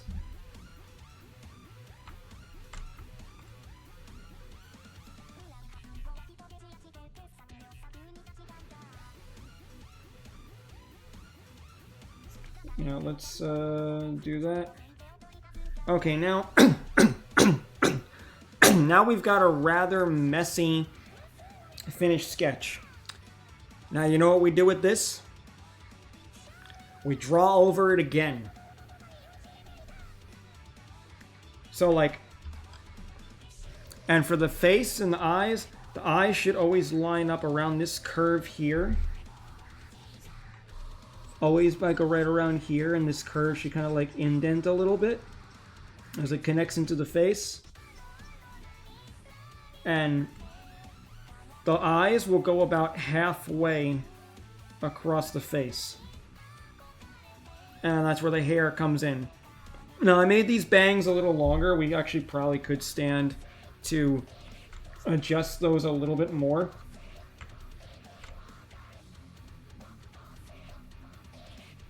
There we go. And yeah.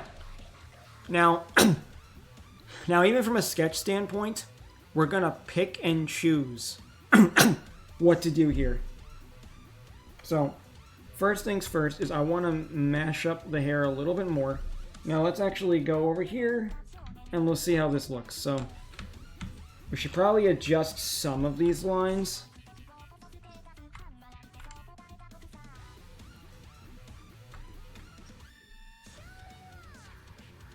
Adjust that a little bit more. And you want to treat them like big chunks and big ribbons so that we can actually further simplify the hair. Because you don't want too many individual strands. But now, we're going to actually take this whole thing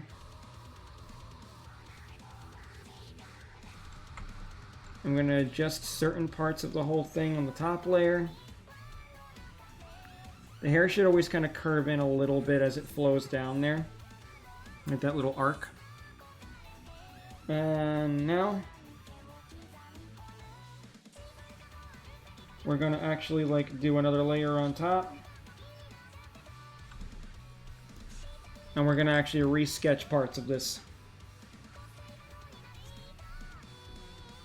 Because now we want to actually like clean it up.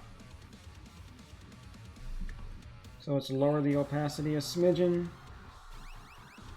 And now we're going to go here. Now this is the part where you can kind of take your time. Kind of refine it. Get those curves in right. And this is even before line art sometimes. Or if you want, you can actually just do this if you really want to say fuck it to line art. Because there's a lot of artists who actually don't like line art. Even I've been liking it less lately. But you can like still do this. I recommend doing this though regardless of whether you do line art or not. This is what you call a sketch pass. When you go over it again. And artists will do this sometimes like 2 or 3 times. By that I mean like you've got your initial sketch, which is the first one. Then you've got people who do this the second one. And then some people actually go over it a 3rd time. And now this will really allow you to like adjust all those individual curves.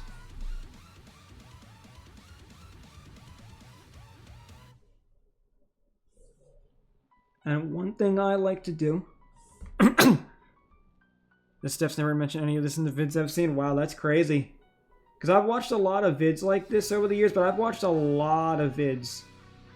Like, I've like, consumed so much over the years that, for me, it might even be hard to remember where I consumed some of it. So, now we've got that there, right?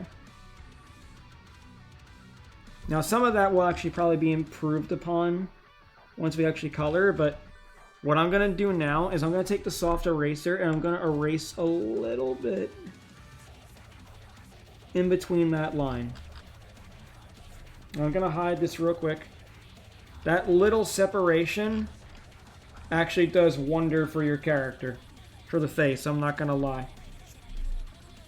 It's that little separation in between the lips that makes it look like sketch to line art. Wow. Nah, yeah, that's something that should be covered. Because your first sketch might look like shit. But it's okay if it looks like shit. Because you can redo it.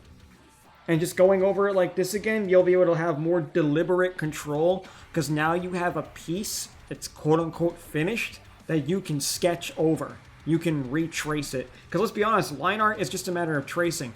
And the reason why your sketches might look better to you is because your brain is good at finding images and shapes and things that might not be clearly defined. That's why our sketches look so good, the first initial sketch, and then after that it starts to look bad to us, because we can see everything in that shape that most people wouldn't have been able to see before. But then by the time we get to the line art, well, we didn't clean up some of those extra areas, we didn't adjust shit, we didn't connect stuff, so, you know. It's why, like, you should ultimately always resketch over your pieces. I like to resketch my eyes a lot in particular. You don't have to resketch everything, but that'll come with time and confidence and all that other stuff. Also, I realized I didn't do the ears, so I probably should stick an ear somewhere in here as I go through.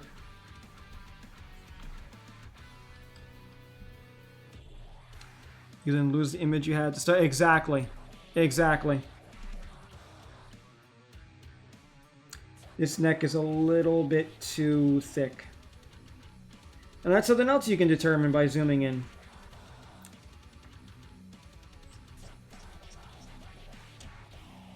You is home, welcome home, children.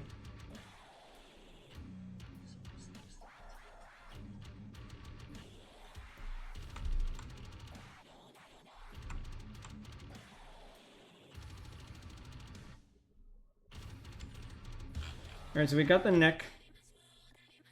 The neck probably should be a little bit shorter. Because I know it's not connected to anything, but a neck shouldn't really be that long.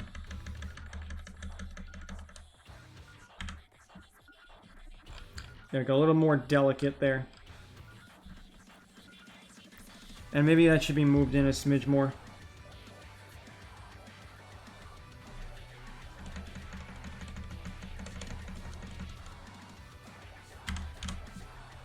Cool. Erase that. Erase that. Alright, so we've got a working neck now. Now at this point, some more of the bang really needs to come down, but I think I kind of want to do the eyes first.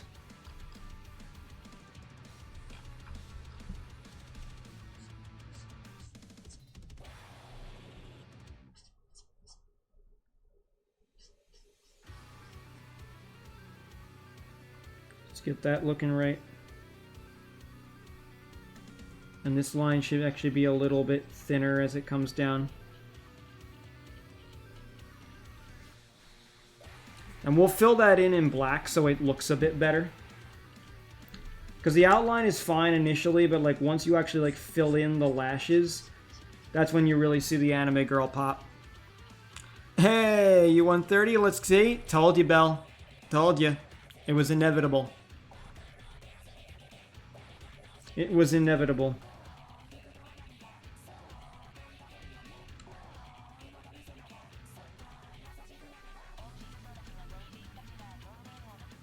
Your grandma won 280, damn. Your grandma really had that with her then, I guess. Your grandmother had the heart of the bingo. Ugh.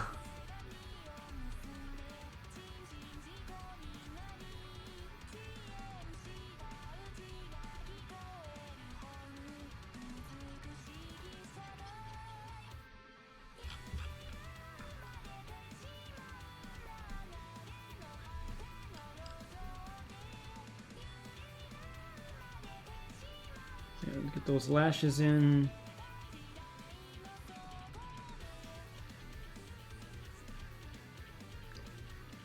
And I think I kind of want to curve that a little bit more.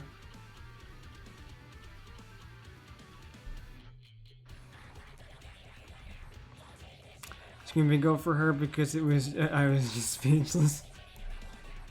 That's funny. That's very funny. I still gotta make fun of you though for enjoying bingo.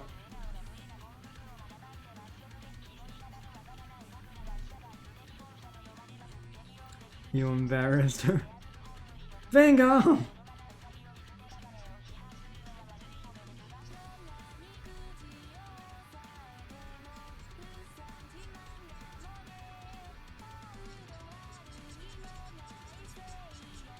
Okay, so we just want to get the eyes colored in a little bit more first.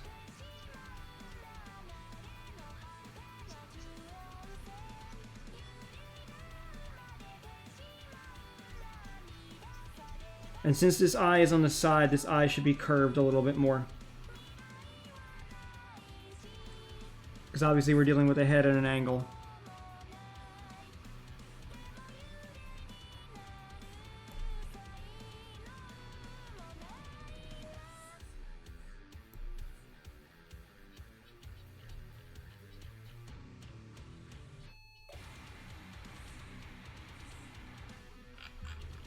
Looking pretty good there. Making the lines a little bit bolder too around the anime eyes really help a lot. You're gonna need to rewatch? No worries. Okay, so we'll get all that there. And like I said, it might be room for another another stream like this where I teach people stuff specifically.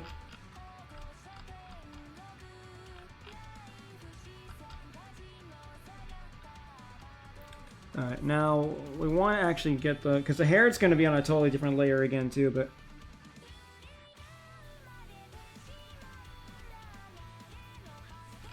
yeah, there we go. I actually want the eyelids a little lower. I think it looks a little bit better that way. Alright, so let's move on to the next eye.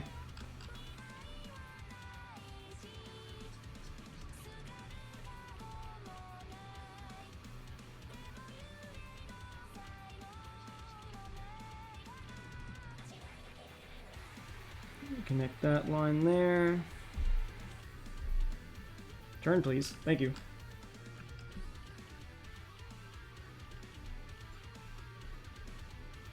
And we want this to sweep out a little bit more.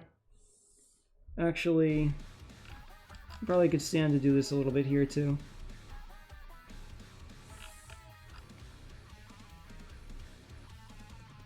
Drawing heads can be fun. Like, I like busts. I should do more art like this coming up.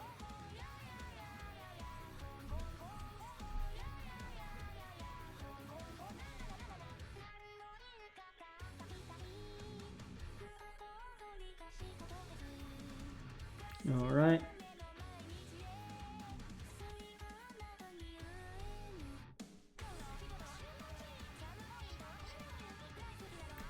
Okay. And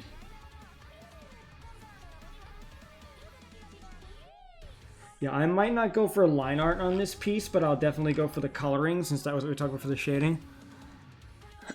God damn it, Omega. Hey Sarah, good to see you. Headshots are where I'm focusing on and that in Chibi. Oh, perfect then. Fantastic.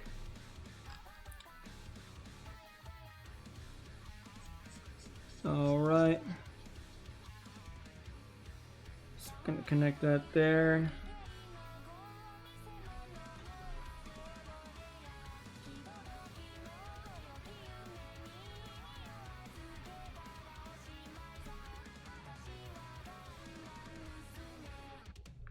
Alright.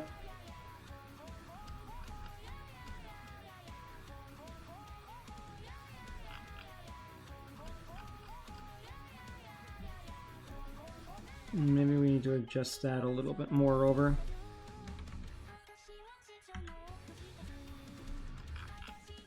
Actually, that might work.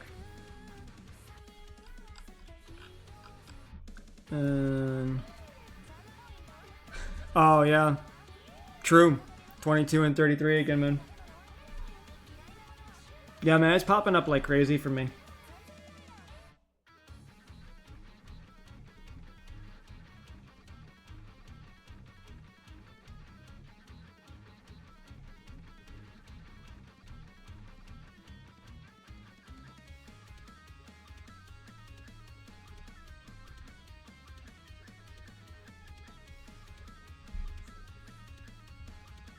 And then we'll connect this line.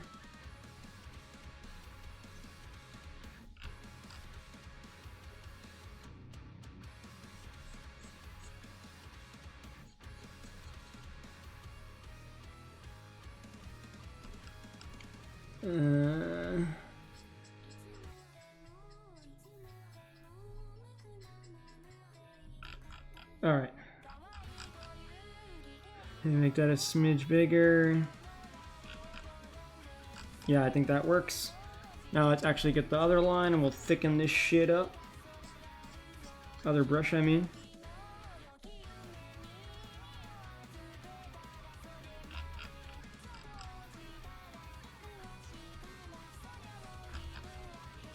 What I'll probably do for this is I'll probably color it vis-a-vis some cell shading. Because I think that'll be faster and it'll actually explain how to choose lighting.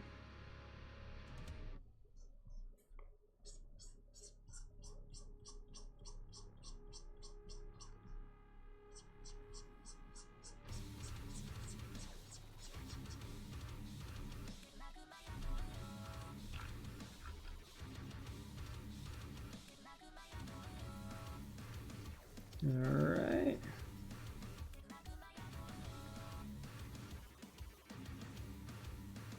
Seeing it again, how long the stream's gone. Nah, yeah, damn. Shit, man.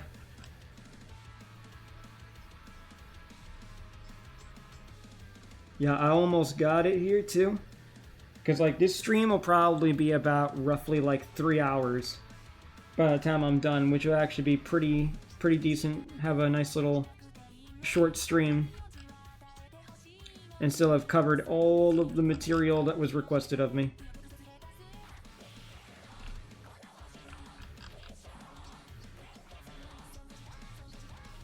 Kinda could use the rest too, I'm not gonna lie. Alright. That's looking pretty. Now let's get the eyelid again.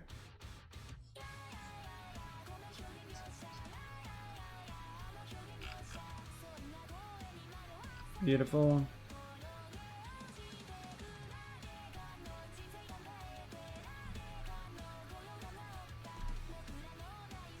Maybe add a little bit more black there.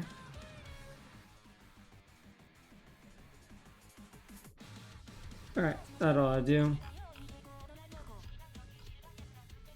Let me just check this.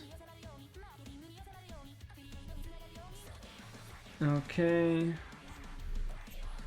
And now let's actually try and cover the fucking eyebrows. That's it.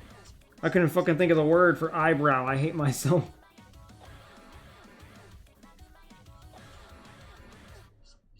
Nice and thin. I made them a little bit too thick before.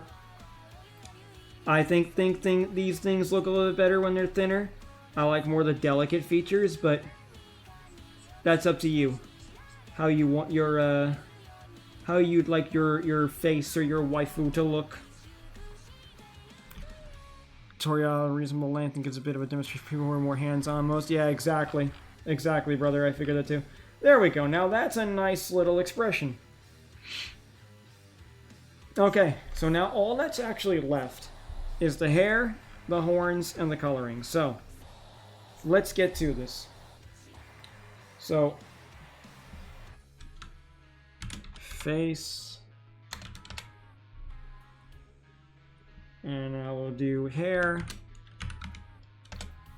Because we really want to clean this up nice. So what I'm actually going to do this time is I'm actually going to start from the side bangs.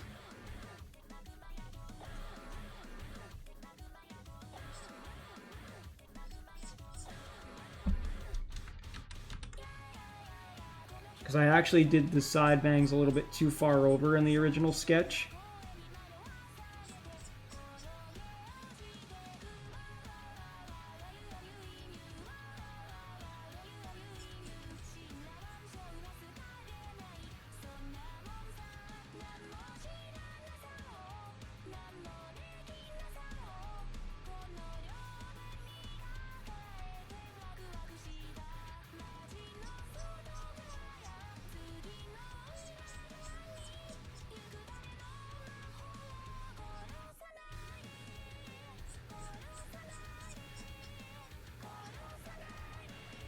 All right. Got that there. And now we're gonna connect this here. That side part of the hair.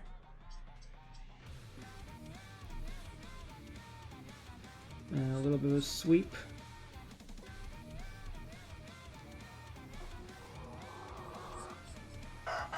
I thought I heard it. Hey there, Reaper. How's it going?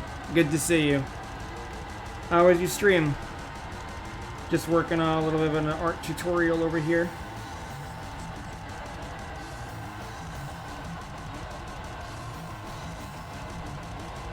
Yeah, Reaper raid indeed, brother.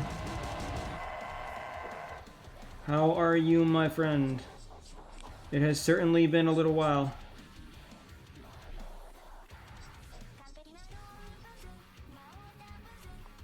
Thank you, Omegle. Starting again with them piercing eyes. I appreciate it. My eyes are something I take a lot of pride in. I have definitely spent a lot of time crafting my eyeballs.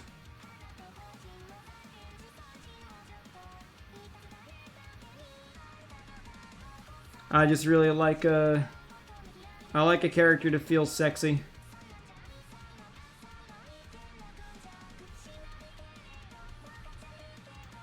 Sick but chill, did some house flipper. I've been sick for the last week. My condolences, Reap. I hope you feel better soon.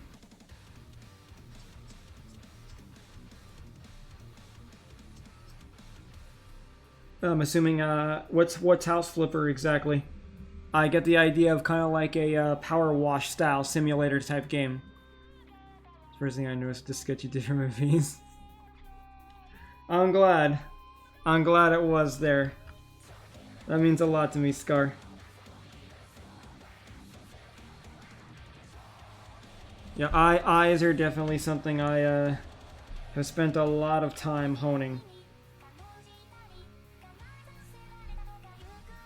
Because for me, I gotta say, if the eyes don't look right, I think the whole piece is bad. It's like, that's it. No, the eyes are terrible. It doesn't matter how fucking amazing everything else. The eyes are bad. Scrap it. I'm desperate to get more from you. Hey, Scar, I'd be happy to at some point. I still owe Alex right now a very large commission, but I did tell him that he probably would be waiting for a while. I did offer to refund the man twice, because I told him it would be a while before I got to the piece, since it's like 4 characters, and I've been in the process of working on a lot of solo character art for my editor to post on my TikTok and stuff. So after Alex's piece is done, I'm exclusively sticking to single character pieces because it's easier to produce. I'm gonna lower the prices a little bit so I can get more commissions. And yeah, please tell me he'll never accept the refund. Yeah. That's why I felt terrible, because I was like, I know he's gonna be waiting a while, and like I normally don't like to keep my clients waiting for a very long time, but since certain things have been getting like restructured and reformatted with my art and with my business and everything, I didn't like the idea of him just, you know, waiting till God knows when to get it, so I would have been fine with refunding him, but considering he refused, I was like, alright, thank you. Man's far too generous.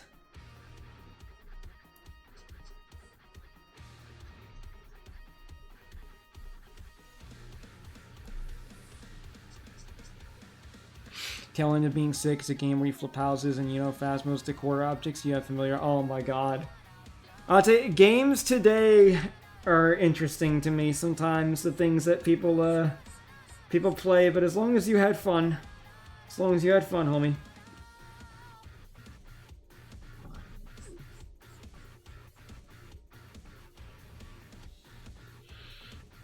Like, the simulator games are definitely ones that are kind of hard for me to get into.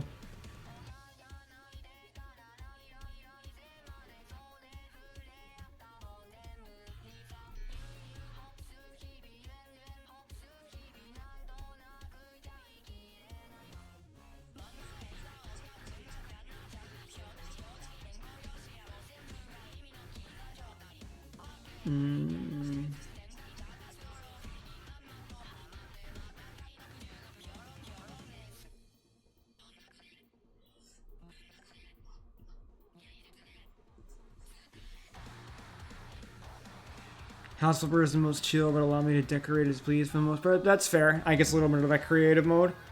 The way he worded, he would rather wait a year than accept a refund. Me too. No, I feel that. I feel that, honestly. Yeah, like, cause that's how I felt too. I was just like, bro, House Flipper. Oh my god.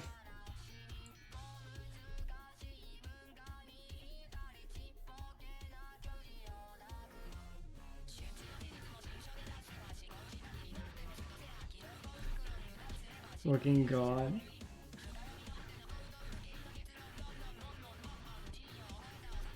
Don't diss it.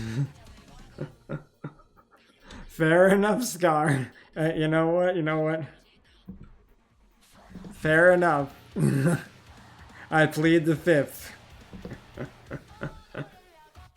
Get to sell everyone's stuff and smash their walls. Oh my god. To each their own, homie. To each their own.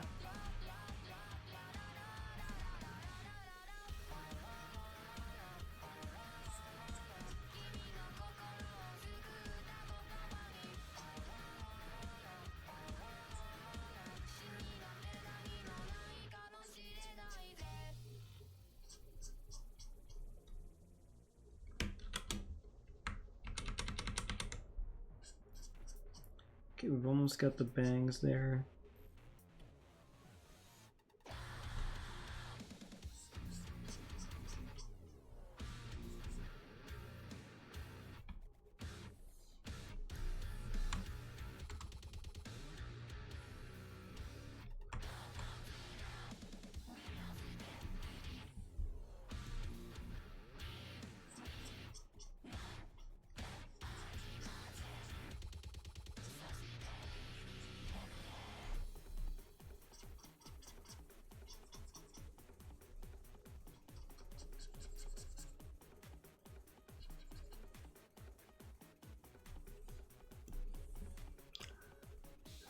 Or if you're still doing single characters, and that works for me. Yeah, absolutely. Like, that's what I figured I would end up doing, because they're easier to produce. I have more fun with them. They'll be more affordable for people. It's kind of a win-win, honestly, to stick to that type of art.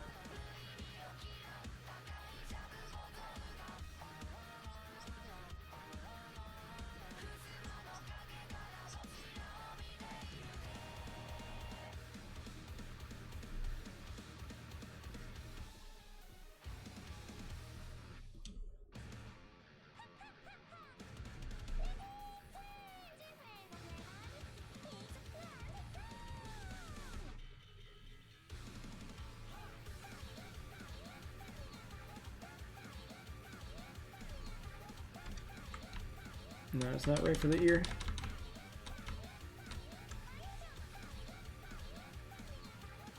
I'll make that a separate layer to save myself some pain.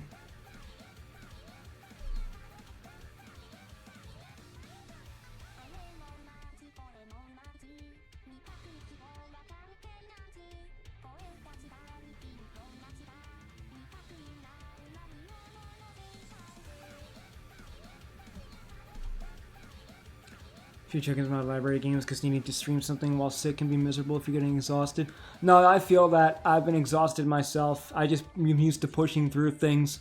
I've been sick since I'm 4, so I feel you. When I can put in a request, I know what I'll ask for. Alright, Scar. Sounds Gucci.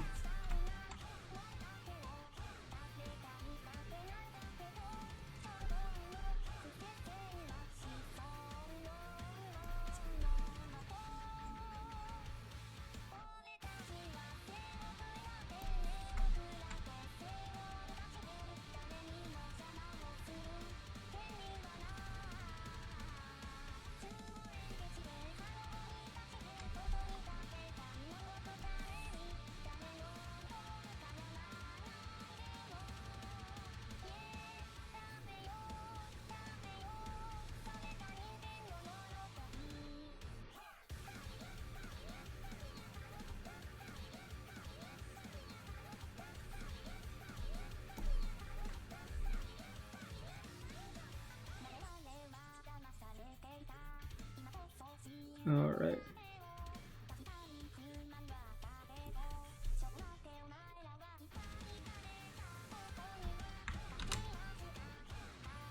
Turned to diamond art and framed on my wall. that actually, you flatter me so much with that, Scar. Thank you. Honestly, you flatter me so much with that. Thank you so much for that. Like I have no words for that. That is so awesome.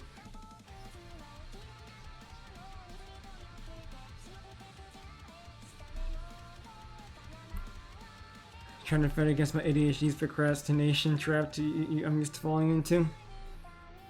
Yeah, I've been there myself there, Reaper, but you got it. Don't say trying, say you will. Say you will, say you are, and you will do. You got this. I promise you.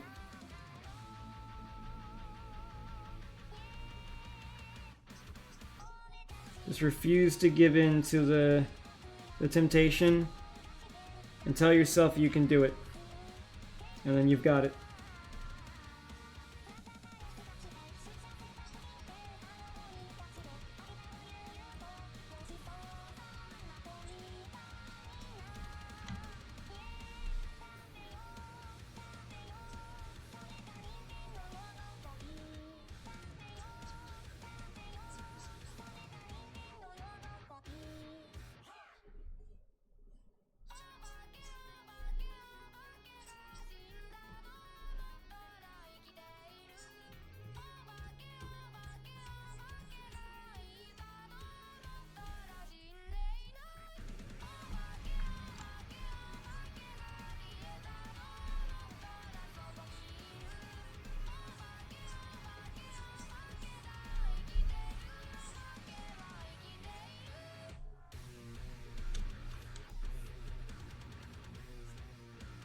Let's see.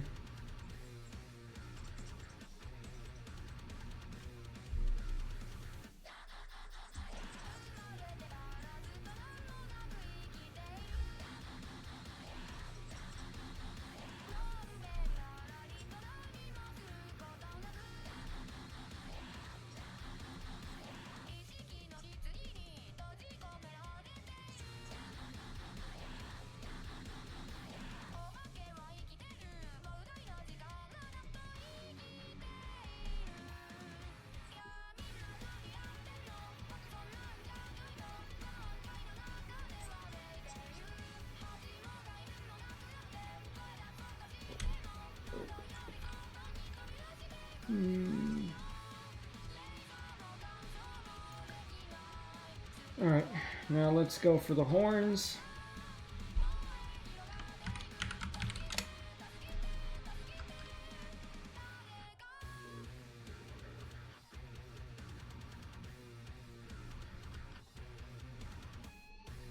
Getting a cramp in my fingies. Let me crack my fingers.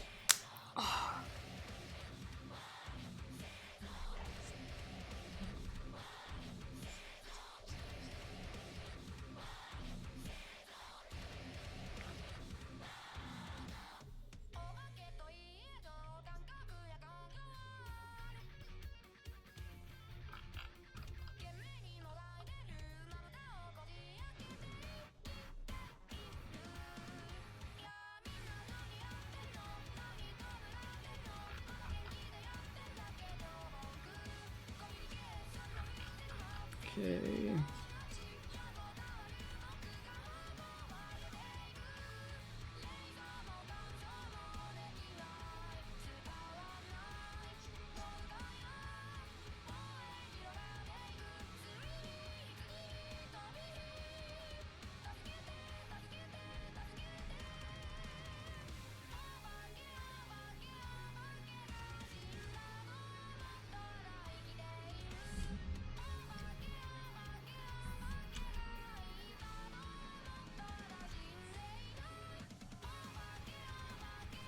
All right.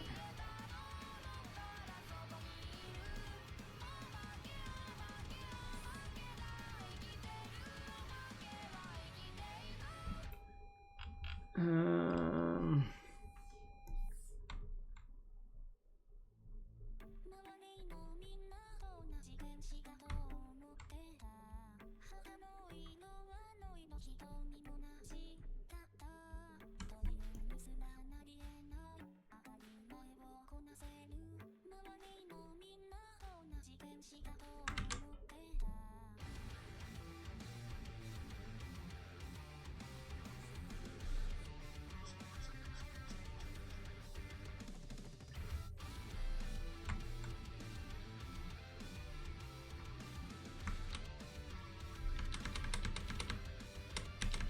yeah.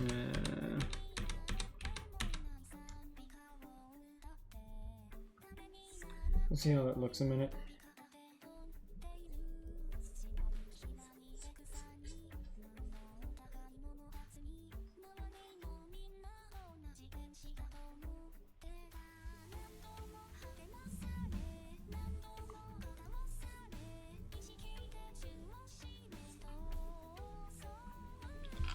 Alright, I think that's good enough there. Let's hide the sketch layer. Okay. Some stuff's a little wonky.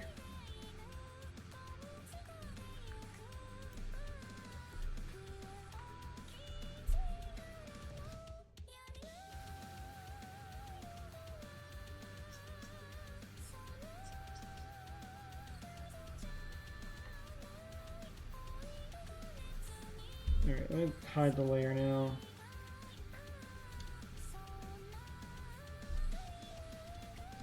Let's adjust the face a little bit. Let's just the face and the ear a smidge.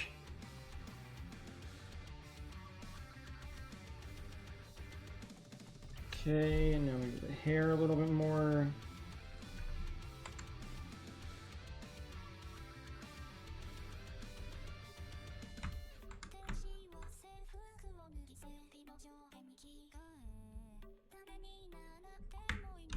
Welcome back, Mountain. Somewhat winning this year, somehow managed to stay ahead of my upload schedule even after a little accident of deleting my edit folder. Oh wow, that's awful. But nicely done there, Reaper. Managed to get ahead then. Beautiful. Welcome back, Hot.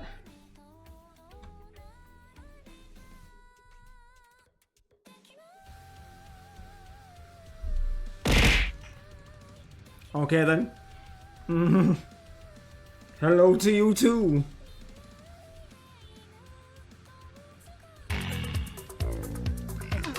Yeah, I love you too.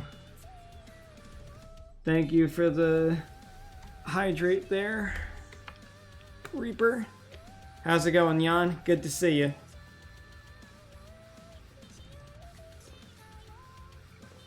Always a pleasure. Ryan_Melton914 cause I'ma be here the whole stream. Yesterday I was too tired because of work and stuff.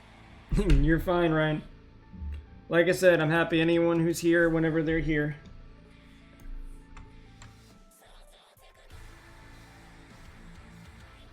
Okay,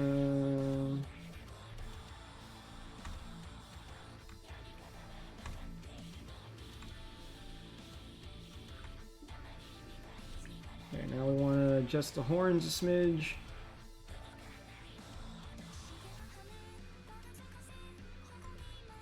I think we got it.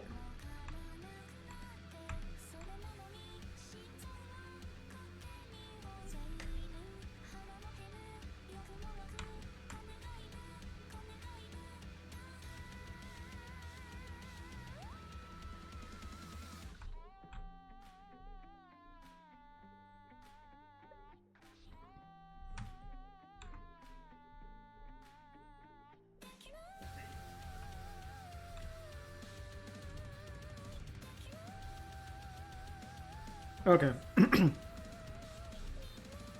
Tempted to join me in arting? You should. You absolutely should, Neon. Yes, yeah, I said I was going to go to bed and fell asleep in 3 seconds. Hey, I understand that. I've had moments like that. Believe me. I've been pretty exhausted myself lately. Alright. So. I think now the time has come to actually get to the part that we've all been looking to, is the actual shading. So, we've gotten the... I think I've sufficiently explained everything with how face and eyes and hair and different things line up and how that shit works. So I think now it's time to actually talk about the coloring process. So, first things first, we're going to create... I'm going to add another folder for coloring.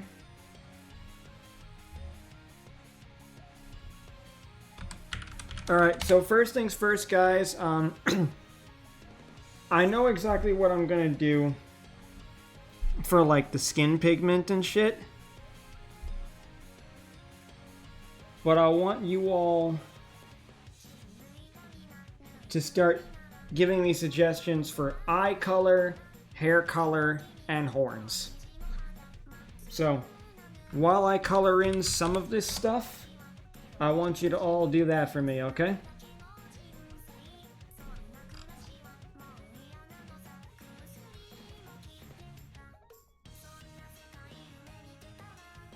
Because we're going to be explaining proper shading tutorial.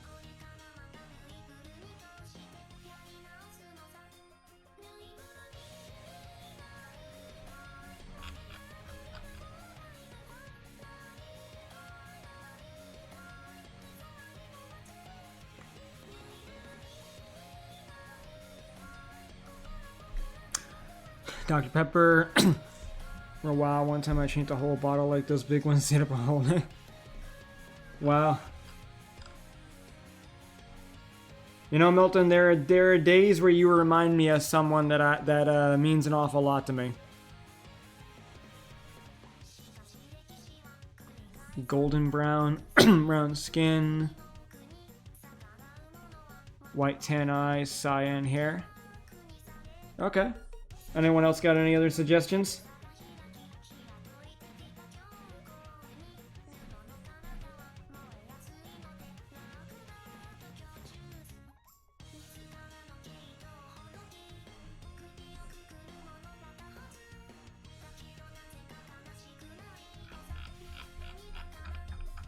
Sure thing, my man.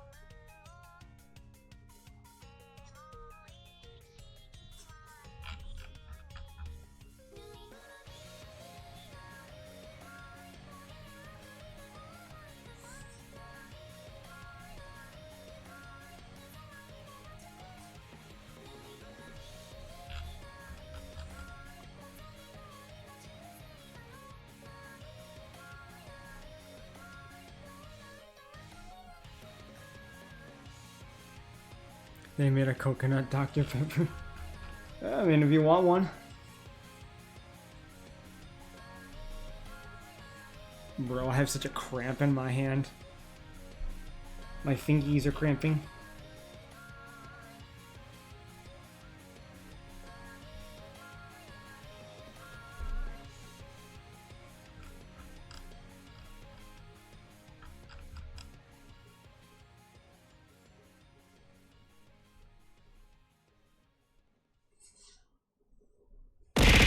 Ow. Shit, Zoe. How's it going, homie? Good to see you. More Indian Mountain Dew? What's that like? I feel that happens when I'm drawing. Yeah, I feel that. How's it going, Zoe? Good to see you. How are you doing?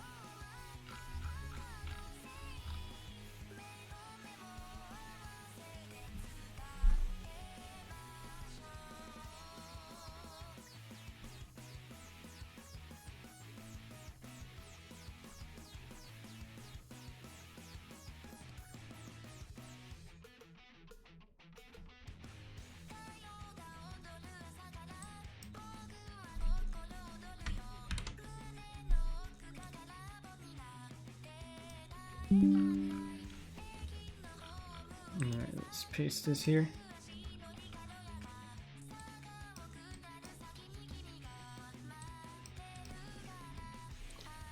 Imagine like 1/4 of how American amount I do is. Feels like it had less stuff in it, way less sugar. I mean, Mountain Dew is pretty bad. It can take the paint off a car, homie. See you all here. Hope you're all having a wonderful day and enjoying the stream. Yeah, agreed. I hope everyone is enjoying this.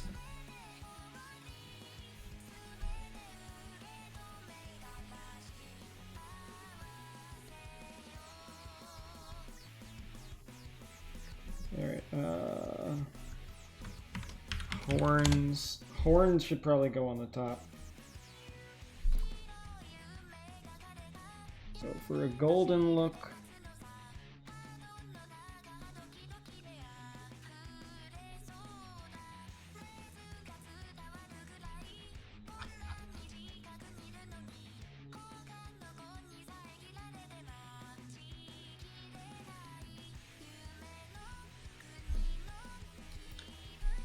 it can melt the car. Yeah, it can, exactly. It can melt the car. I feel like most sodas can do that at this point, to be honest. They could do a whole lot with Coke too.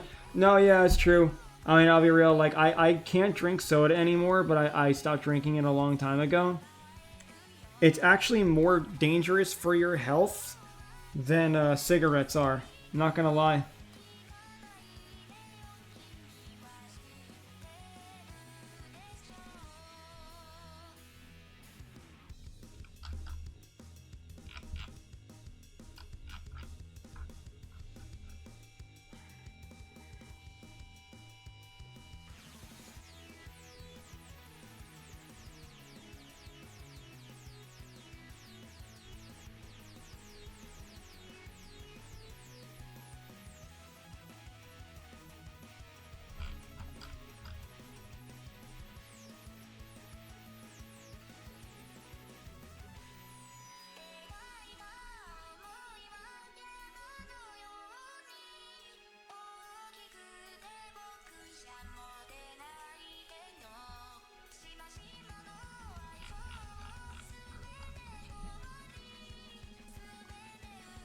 My tea, I indulge every once in a while. I'm a tea person more, but not in caffeine ones. Yeah, I'm more of a coffee guy.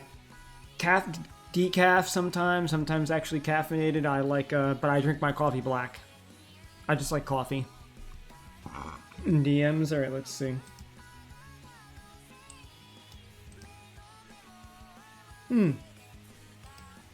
Very interesting, good sir. Used to be a lot into coffee. Yeah, I really love my coffee, I'm not gonna lie.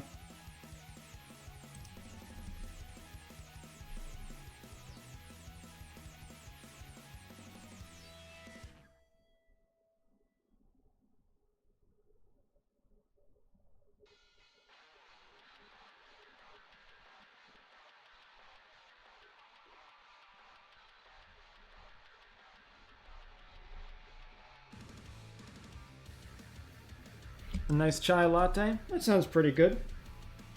Never actually had chai, I'm not gonna lie. Ha ha ha. Alright, let's go with Sclera. Sclera should be a little bit more whitish.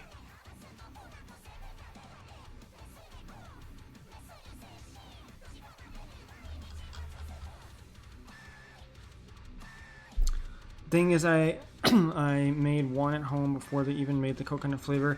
All you need is coconut cream and put in some Dr. Pepper. That's pretty cool.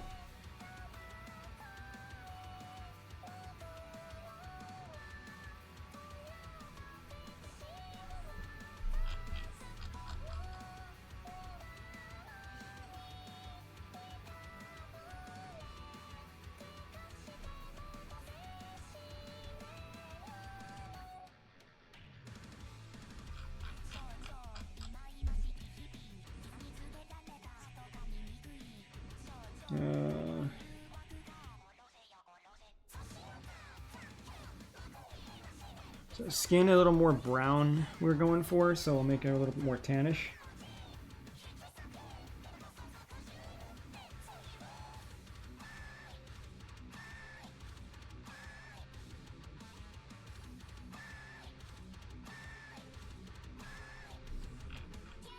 I guess that's not bad.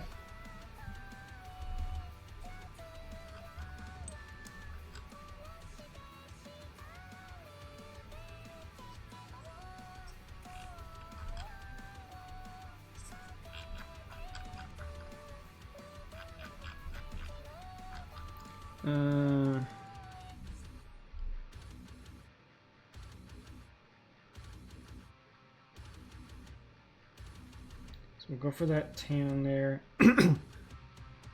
Eyes, cyan.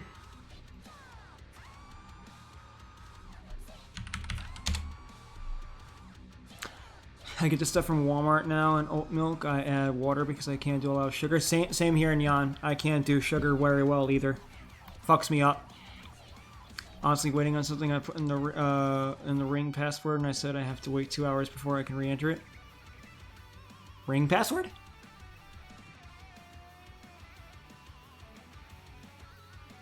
Oh, I'm honestly waiting on some. Okay, wrong. Okay, got you. Wrongs with the W, just as a heads up. I don't know if that was a typo or not.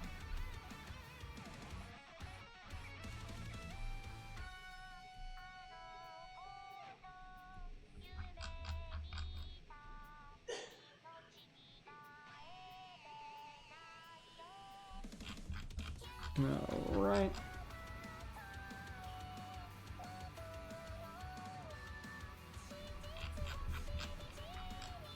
And now for the hair.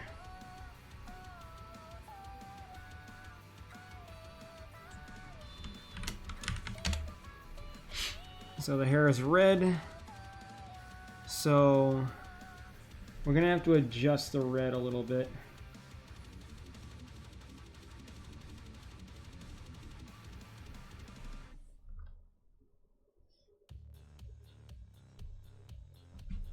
Oh, wait. This may take a minute. I didn't think ahead with the layering.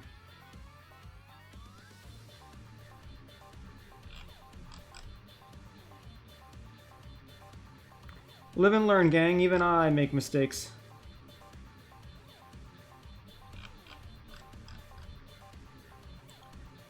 All of these color values, too, are not final. This is just the base, obviously. And by values, I mean like individual shades. I call them by value because, you know, that's typically what you refer to it as values or hues. Actually, I should say all hues are not final. Values are 100% not final.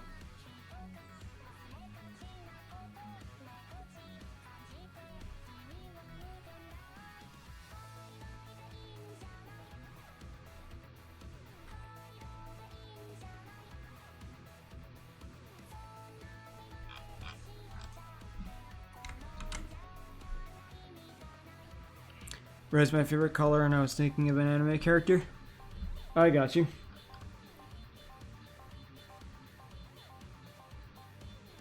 What character were you thinking of?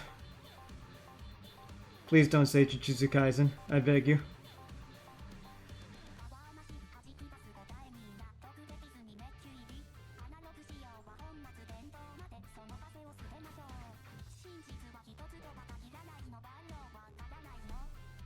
Jujutsu Kaisen was the reason why you were thinking of it? Good god. No, I'm not a fan of JJK. Oh, it's not from JJK? Beautiful. But no, yeah, Neon, I am not a fan of JJK at all. It's overrated battle show. Oh, thank you. Oh, I love you. I'm so sick of hearing people telling me that they love Jujutsu Kaisen. No offense to my friends who like it or my viewers who like it, but God, I hate it so much.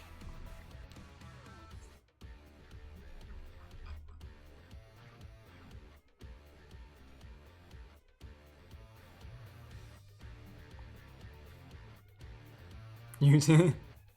Yeah, because like I know that I talk to so many people that love Battle Shonen and they love Jujutsu Kaisen too, and I'm like, okay, but why?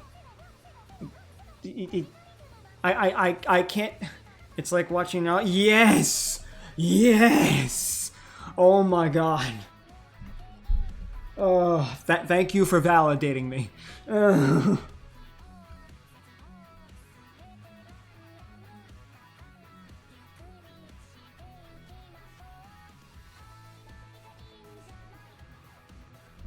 Naruto, I like some characters, but I can't get into it. I watched the first series. Shippuden was too much.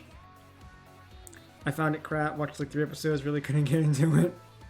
Thank you, Scar. My friend has been talking about High School DxD, and the one character High School DxD has right here. Oh, yeah, Rhea Scremery. Yeah. I've yet to watch that show. That show is kind of like horny slop, but I'll admit I still wanted to watch it once just to say I did. That, and usually before I draw a character, I usually like to actually see what anime they're from so I can get their personality down.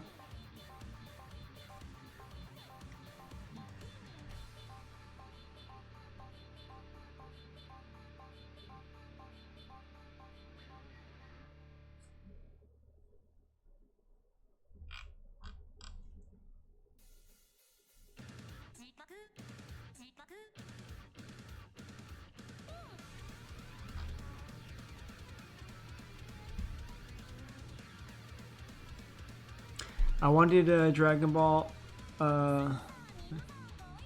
Shippuden was when I stopped. Amen. Amen. I wanted Dragon Ball, admit, and I did really enjoy that. Was the only one I didn't really know which one was. Same here, man. Same here, Scar.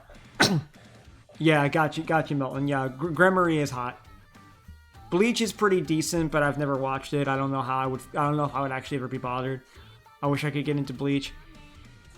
Yeah, exactly. It's an ecchi anime with action. It's a mindless anime, but it can be a fun little anime, I guess.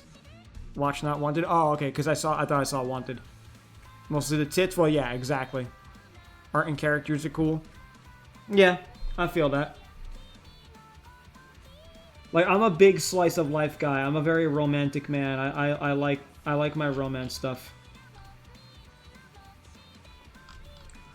Yes, Bleach is overrated, but I feel like most of the genre of Battle Shonen is overrated, not gonna lie. I just don't like most of it.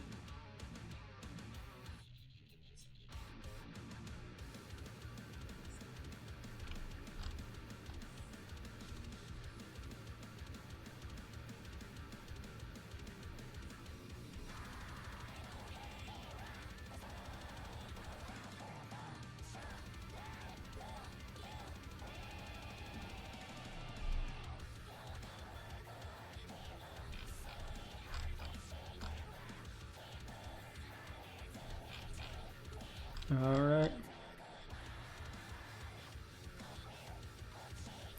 We're almost there. We're almost done with the flat color.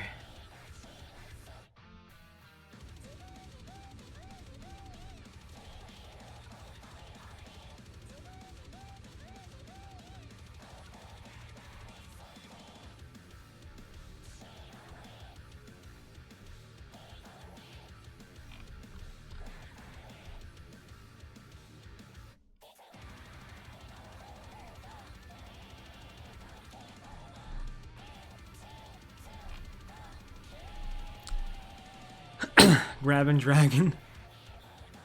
Honestly, I feel like your content is underrated. I feel like you should be way more popular. To be honest, Milton, I appreciate that, honestly. And that's what I'm working on.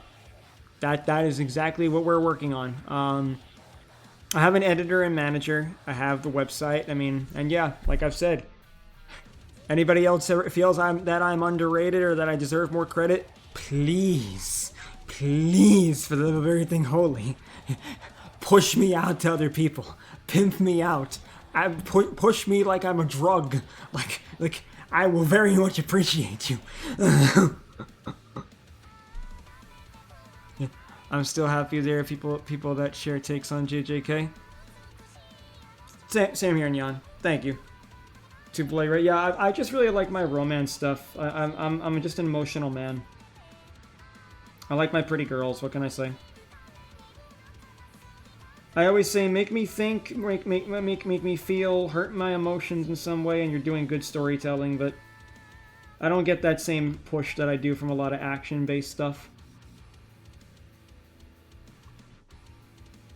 Hell, I'm the type of guy that'll have fucking chats with an AI sex bot and I'll be like talking to her about her feelings. No cap. Clannad, I have to watch it still. I would like to. I like that it has like the after story and other alternates for people and stuff. You know, of the other girls he could wind up with. I like the emotional turmoil of it. Yeah, like it's one that I will definitely sing high praise of. I just haven't watched it. I feel like if you're really popular, you won't respond. No, that's not true. The thing is that you always will talk to people in your chat because that's what a good person does. You know, a good streamer would do. But like, yeah, I mean, obviously there are limitations to how much a person can actually get to all people. Because it's not that you don't want to talk to everyone. It's just finding the time to do all that plus creating the work. But this is my job, and I intend to make a full success out of it.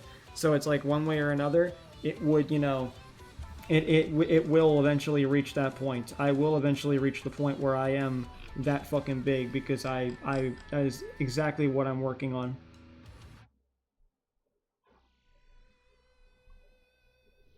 Honestly, all I really need is the viewership. Just a little more viewership and I actually could be that.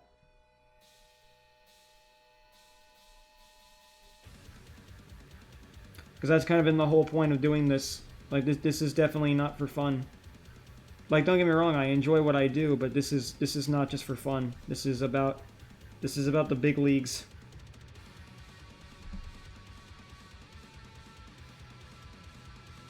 Exactly, man. Exactly. I think you should try Chobits. I think you might like it. Yeah, I think it was on my list. I'm very much a big waifu anime kind of guy. One of my favorites is Quintessential Quintuplets. I liked it because it was a harem that actually, like, chose a girl instead of just being this stupid fucking thing of like, oh, I guess he'll marry all of them.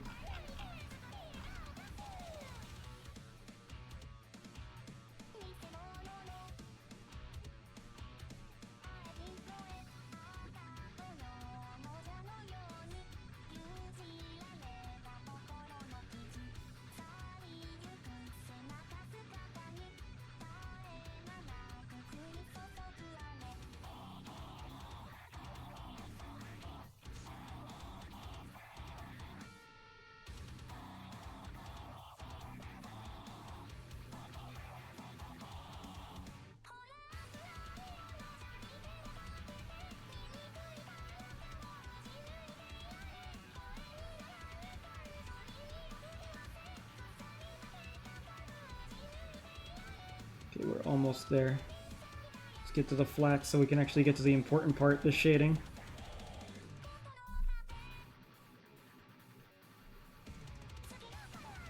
This is gonna be kind of rough, but it doesn't really matter given what the purposes are.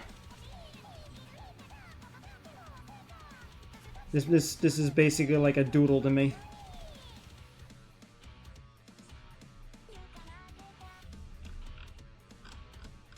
All right.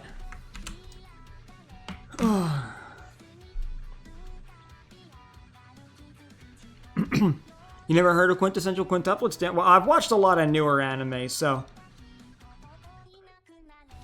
To add to you trying to get big, you got this stuff. Burr stuff's really good. Thank you, Nyan. I appreciate it. Yeah, actually, too. If anyone who's not, please check out my YouTube channel and subscribe if anyone hasn't. There is a new video that got uploaded just recently that's going to be leaning into us doing more life coach oriented stuff. I will actually provide the link to people. I've meant to push it in the server. I don't think I actually did push it in my public server yet, but I need to do that as well. So let me just grab this here. If anyone's interested, it's where I give advice for like Reddit-based stuff. Oh, what? That's not what I wanted to click on. Please go away. Close, thank you. There we go. Basically, I'm doing like the Reddit advice thing and just helping people out with certain things. And I have a website up that's advertised at the end of the video for people for life coach stuff.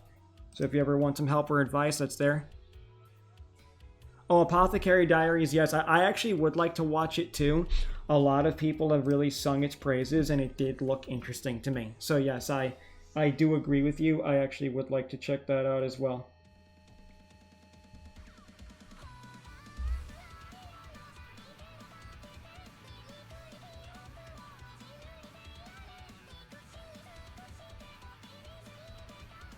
Alright, now let me look at, let me check something here a minute.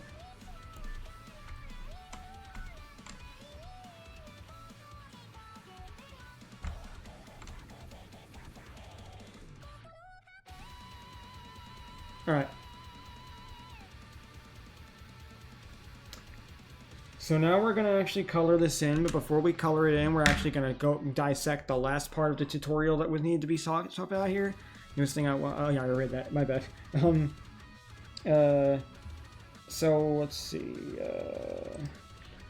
alright, so basic early ideas on shading, how to decide where the shadow should be. Okay, so if we're talking about actually properly shading something and deciding where the shadow should go, first things first that we really have to talk about is form shadow and cast shadow. So in order to determine where those things go, you need to determine your light source. Now, there are obviously certain areas that are automatically excluded when it comes to the areas of shadowing and light sourcing. And honestly, what we could do, I can grayscale this to give it a better framing as well. But first things first, we'll start with the hair. So like, if I say go here, and let's get a darker color. Let's go into the purple little, because we want a strong contrast. So for your shadows, you always want to go as dark and contrasting as possible.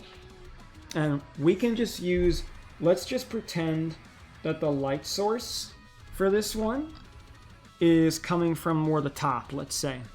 So, thank you, Hot. So let's pretend that like the light source is coming from, say, about here. So sun,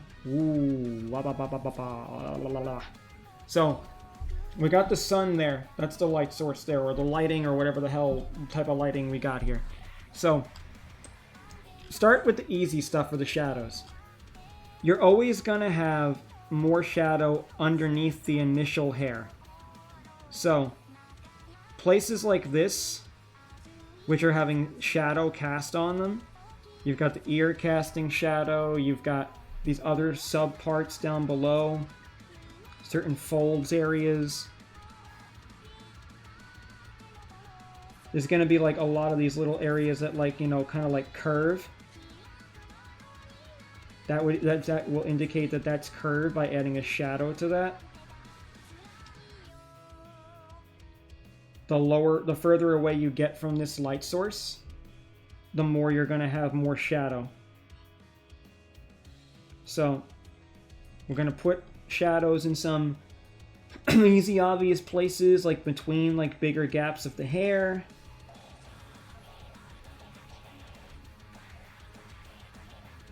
And we'll adjust these, the values after, because like some of this is a little bit strong.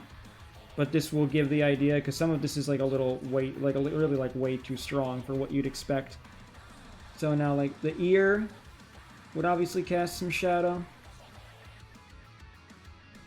Follow along some of the folds of the hair. Could have a little bit there because that part's casting shadow. The horn would obviously cast some shadow. This deeper part in the crown would definitely have some shadow because it's going to indent in a little bit into the head. Now, we can definitely add a little bit more shadow here along the edges, like the bottom tips, to create the form a little bit of the hair. Hey, Loon. Good morning. Good to see you. So we're going to add some of this stuff here.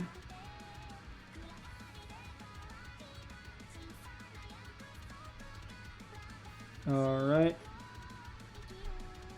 And this is just for like some of the basic stuff to like give us a little bit more form. Now, we might add a little bit more shadow over on this side, considering that the sun is coming more from the top right. So, we're going to add some of that in some other places over here.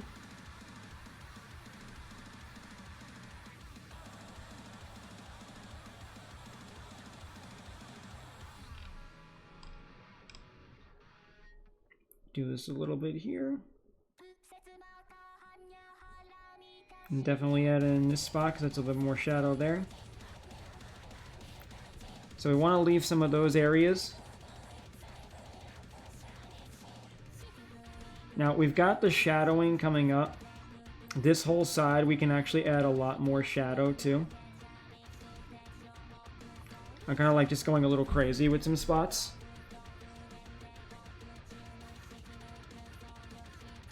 The ribbon area is there, ribbon area there.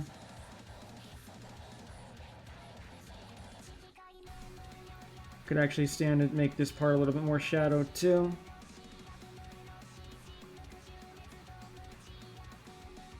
And we're kind of just like picking and choosing spots here randomly now that we'll definitely have a little bit less light going on.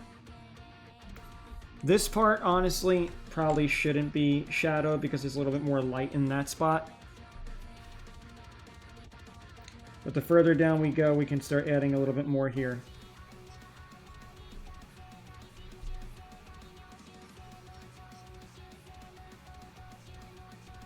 Do this.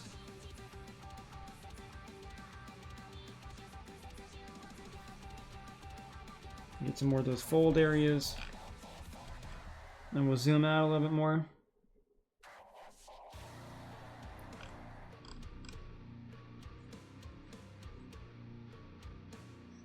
Honestly, we can probably get a little stronger with the shadowing.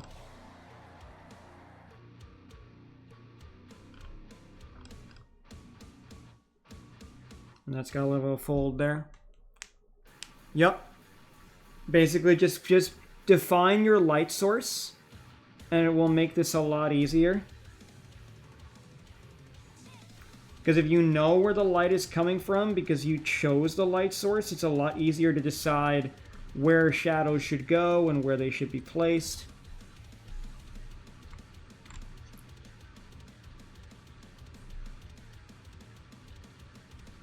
And now granted, this is really messy looking. Like this is sloppy as fuck. But it definitely will give you the idea of where everything should go. So now, I really want to adjust the purple because it's way too fucking strong.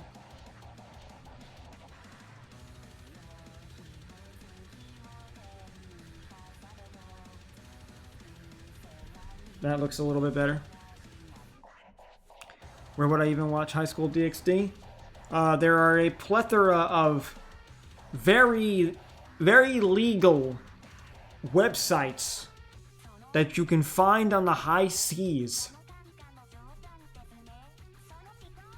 I wouldn't know, though. Nudge.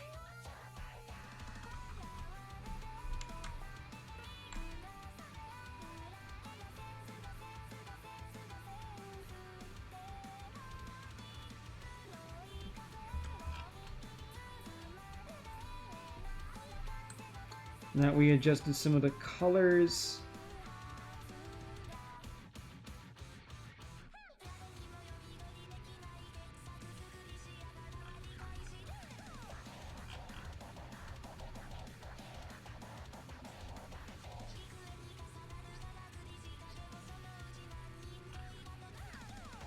Alright, so now from here,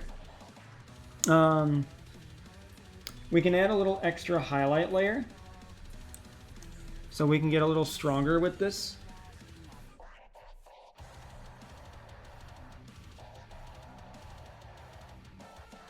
Let's add a little bit. Let's just go with yellow. Add a little bit of that highlight.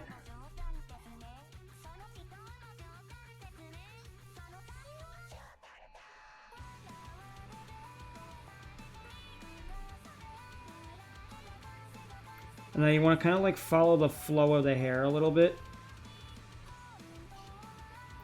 Now we're going to make this yellow for now, but we are definitely 100% going to change this. Because it's kind of looking like a Crayola box right now.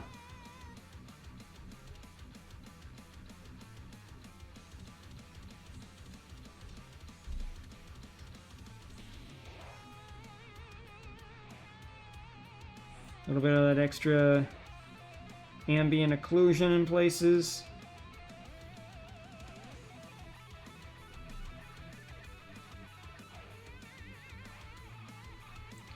A little more there.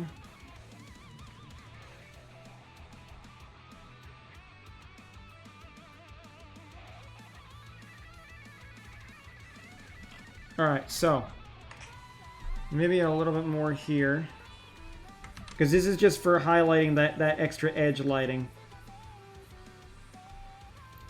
Now, yes, they're 100% legal. Absolutely.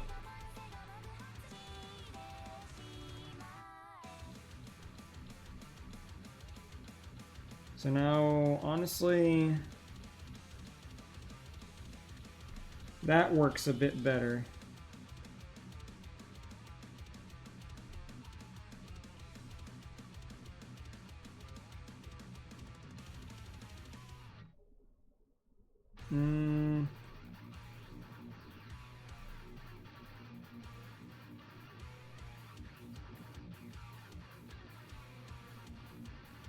Yeah, I think we'll go with that for now. And now we're gonna go for the skin. So for the skin, this is gonna be pretty easy overall. At least if you're doing like cell shaded look. So first you want to have some of this little occlusions here. Go, just follow along with the hair. The neck, automatically just fucking blot that whole thing out. Boom. And now like we're gonna do the same thing with the ear here. Boom. Just fill that bad boy in.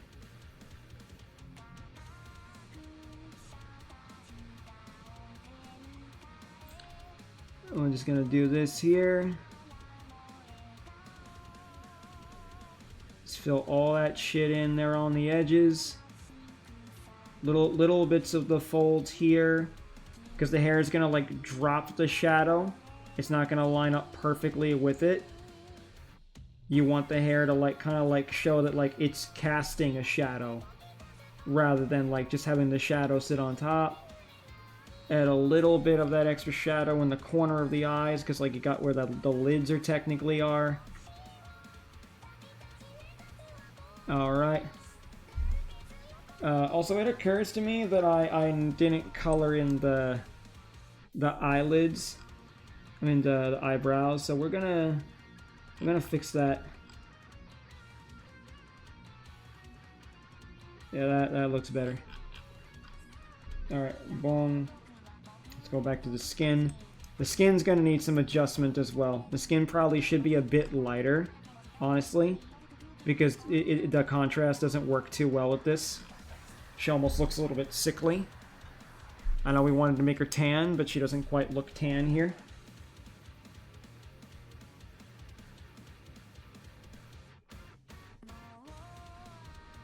Alright, now let's try adjusting the saturation of this a little bit.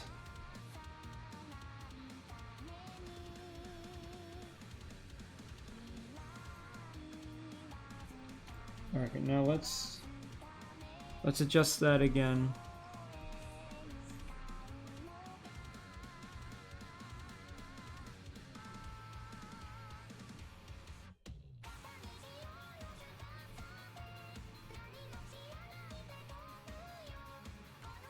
We're really trying to adjust the value of the skin. Oh, purple skin actually looks kind of funny, I'm not gonna lie. But, no, we don't want that.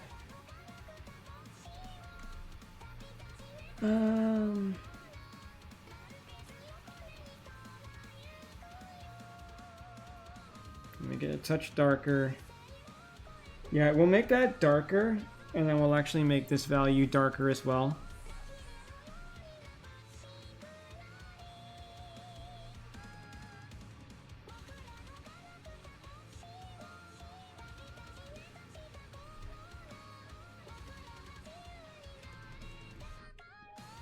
We'll make her base skin tone a little bit lighter.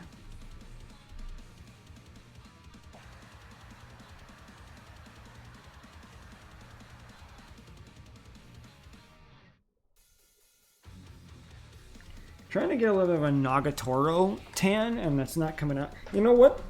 We're going to cheat, like all good artists do. Hang on. We're going to pluck a color. And this is something I highly encourage any of you to do. If you cannot find the color you want, it is okay to pluck it. That's what the eyedropper tool is for. So, let me find... Yeah, you know what? Perfect. Yoink. We're gonna grab that. Because I'm not getting the color right. So we're gonna go whoosh. And then we're going to grab the darker color. And we're going to go whoosh again. I did that wrong, didn't I?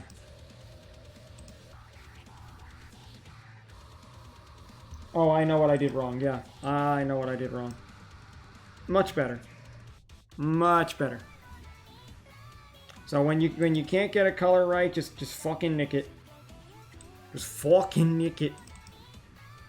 And we're actually gonna lower this down a little bit more, get a little bit more of that red in there. Because we want a little bit of that blush. Where's that soft brush? No, that's the wrong brush tool. There we go.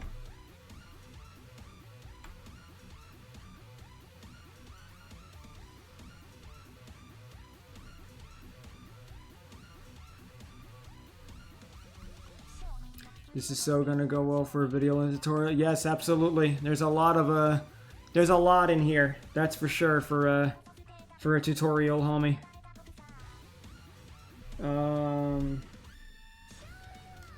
And now if you want, you can actually pluck the same skin tone and add like that little dimple look. Or you can actually make it white if you really want. But we're gonna adjust the value of the blush a little. Gonna make it a little lighter, increase the saturation a touch so that way it pops more. And now we're gonna get to one of my favorite parts, is the eyes. So first things first.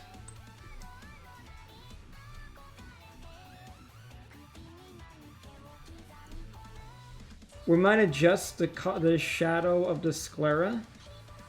But right now I just want to like get something in there.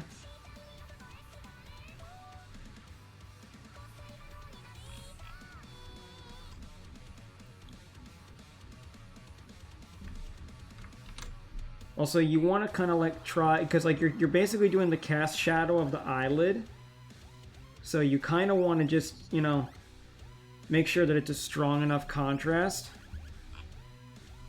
and that'll really take care of your sclera for you.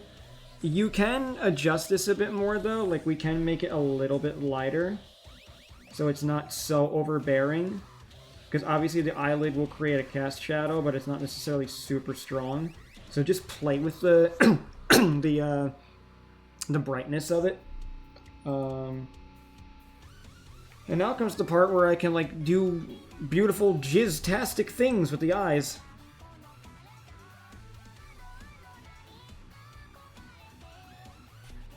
I'm going to first pick a different color value. And the first thing you want to do is kind of create a little bit of an arc, so that it kind of like lines up over the pupil area. But here's the thing. Do not line up your sclera shadow exactly as you've lined this up as your iris shadow. It will look awkward, and it won't make sense for how the actual lighting goes on the planes. So don't do that. But yeah, so that's that there. Now we want to add a little bit of a highlight color. So you have a few options. Jizz-tastic things, yes I did. And now for this part, I'm a big fan of Studio Trigger. Bad boy. That's only turning me on. But yeah, so now we add for the iris, not the iris, but the shine part here on the iris. I'm very partial to Studio Trigger, so I kind of color it similarly to how Darling in the Franxx did. I'm a very big fan of Darling in the Franxx art style. But yeah, now I made that yellow, but we don't have to keep it yellow. So let's just adjust the values and see what we can get. Because, like, you can play around with this shit and, like, you know, use different color values.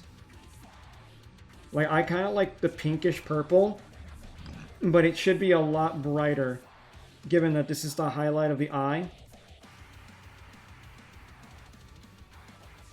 You're telling me the illegal was... yeah, I will DM you a name. I'd recommend that one.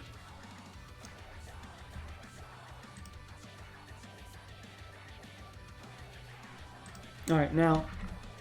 now we've got this done, right? But we're not done yet.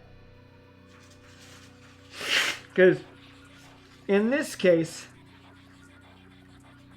we could go ahead.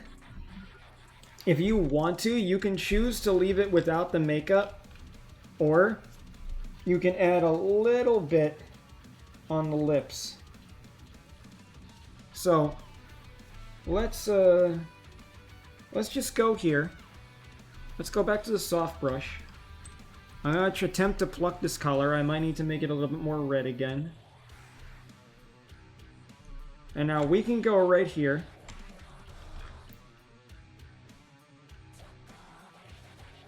This is just with a little bit of a soft brush, like an airbrush. And now we can do the exact same thing. Pluck the skin tone. And... voila!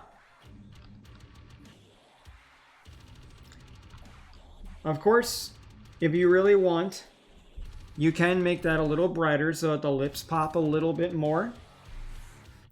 And we can just go ahead and do this for the shine. Just increase that a little bit.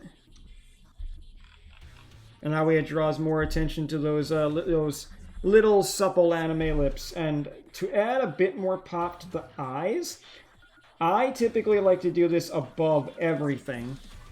You want a little bit of that shine. So, this is a part where I'll probably take this again. And I'm going to go... add those little dots there. And you can also do this here too, in a couple of other little spots if you really want to like go a little more with it. And now those little dots for the shine make so much more difference in terms of making the eyes pop. Just keep it consistent with where you place them and be mindful of your light source. What do you mean, how did I type that so fast? It was one word.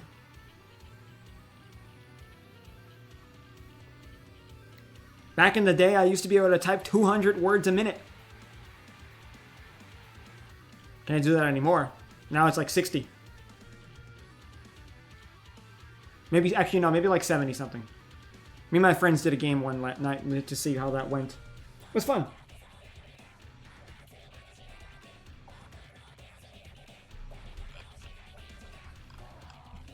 Alright, now for the horns. The horns will definitely need some adjustments in terms of their coloring, but yeah.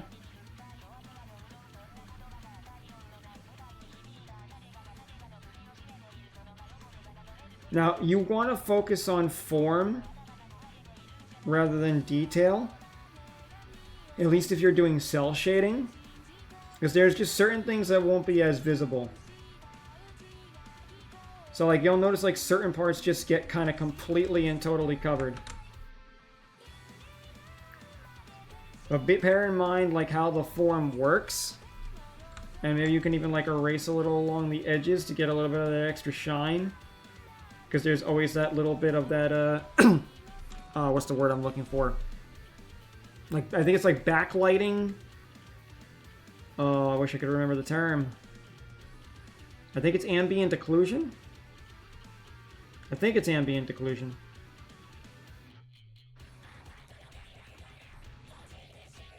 And even doing something like that, how you like shape your shadows can really add a lot of texture.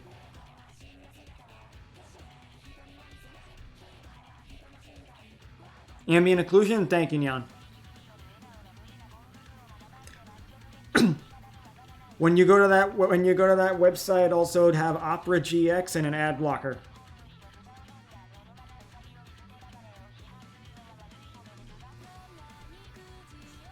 Now, something else we can also add to. We can actually adjust the eyelids just a touch. If you want to really make this pop some more. Add a little bit of stuff to the lashes, I mean, not the lids. It helps to actually pick a color that's like reflective. Because even though things don't seem like it, everything reflects. And now boom.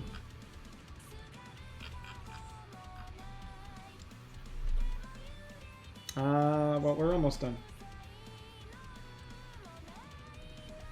Because I actually don't quite like all the colors on the horns. I'll darken that. I'll make this a little bit brighter.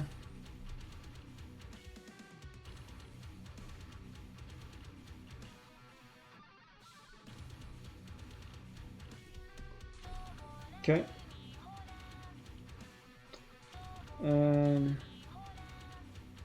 Maybe we could add a little bit of a highlight in some spots. That's really weird. It shouldn't do that. I have no idea why it's telling you that. Because it 1000% should not tell you that.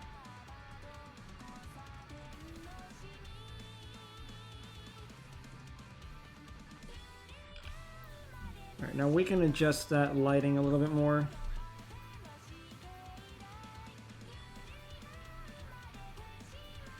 Okay.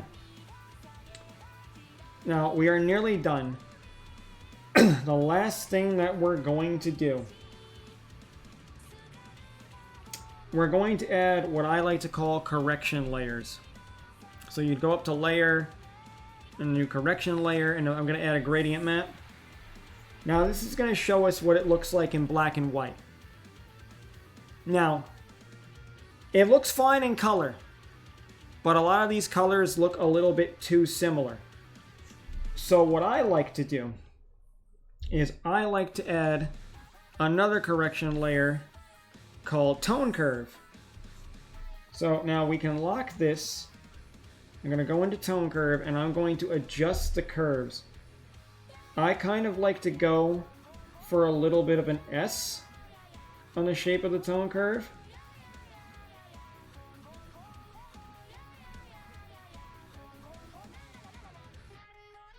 And I'll just adjust things like that accordingly. Now this is one way to do it.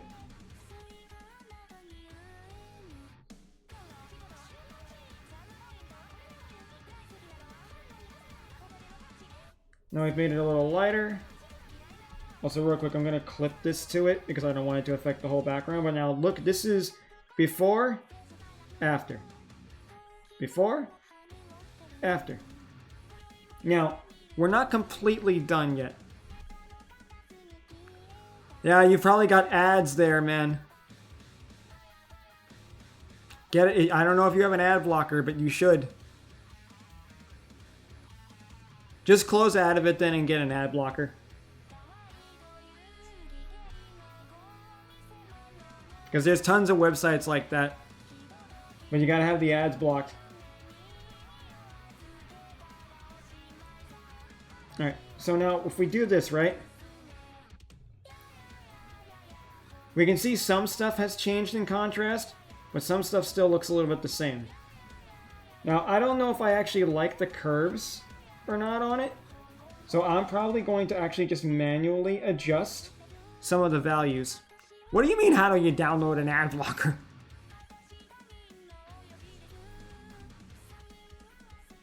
Bro, Google it. Get an extension. Hey Jason, how's it going?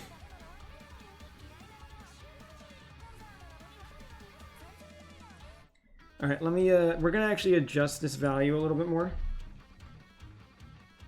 Make that a little bit darker. And I think we should change the hue a bit. No, that's not right. Alright, now what I'm gonna do is I'm actually gonna adjust the base of the hair again. And I think we're gonna make it a little lighter.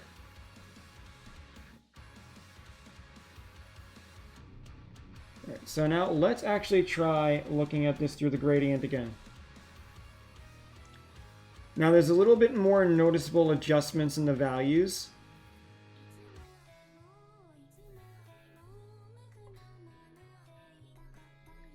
But now if we do the tone curve again,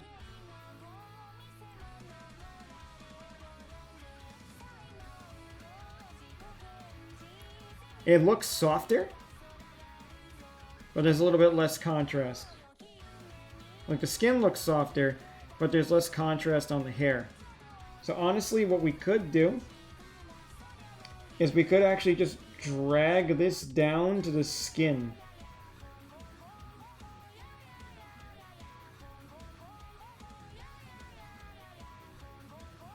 Let's go down here and put that there.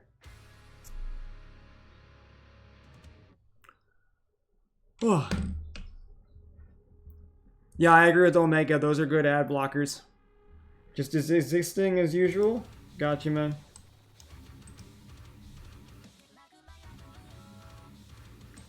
Yeah, I have no idea.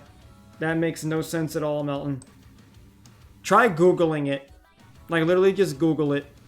Just Google the website, because you probably just went to the wrong website from the looks of it. Or it sent you to the wrong place. We use a browser other than Google Chrome like Brave or Opera GX. One step at a time, homie.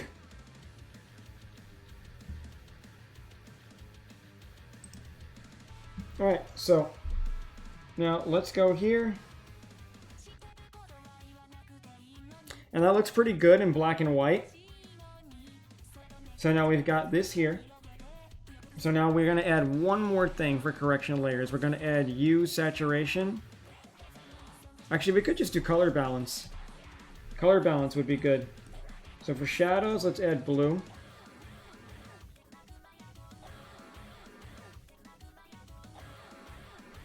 And for halftone,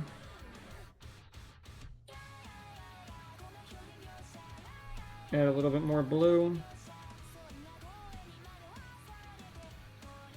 That looks nice. Now for highlights, let's look more into red. Actually, yellow more in the red. And what does yellow do?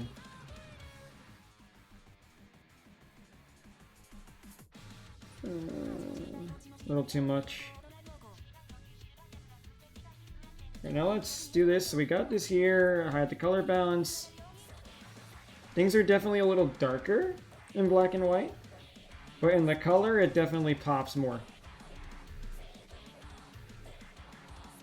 Yeah, coloring things in black and white too is also another really good way to actually determine your light sourcing. So I actually recommend it. I have painted things in black and white. I can actually show an example of that in a minute.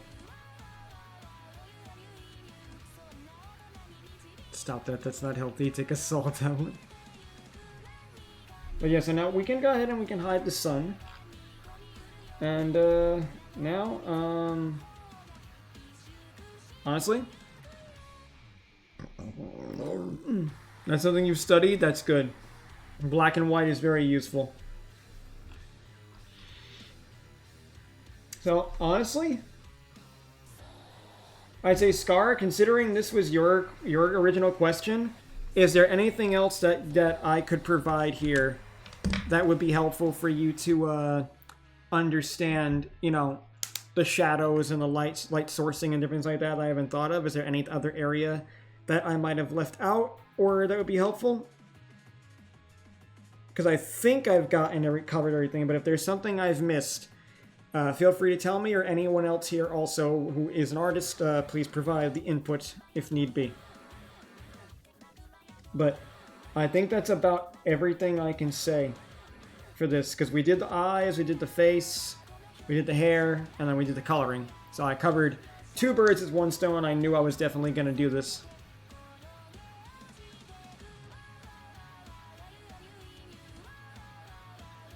But yeah, I have a cramp in my hand. From my side, I feel you've covered everything. It's been clear to understand. I'm glad. I'm very glad. Alright then. If that's the case, then I'm not gonna lie, I might actually export the bust doodle of this just to post somewhere. And we're just gonna do that. Boom.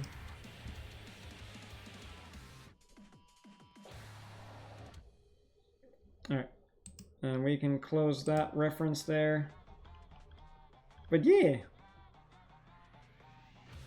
This was fun. It's been a while since I've actually done this. From my side, oh yeah, I already read that.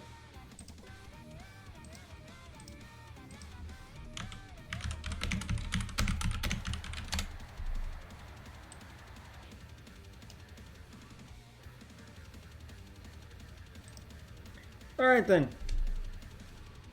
Well, almost 4 hours. I think this pretty much concludes the tutorial. So, I think it's time we start wrapping up because my hand is cramping. So, let me go ahead and... Sorry, Milton, my hand is killing me.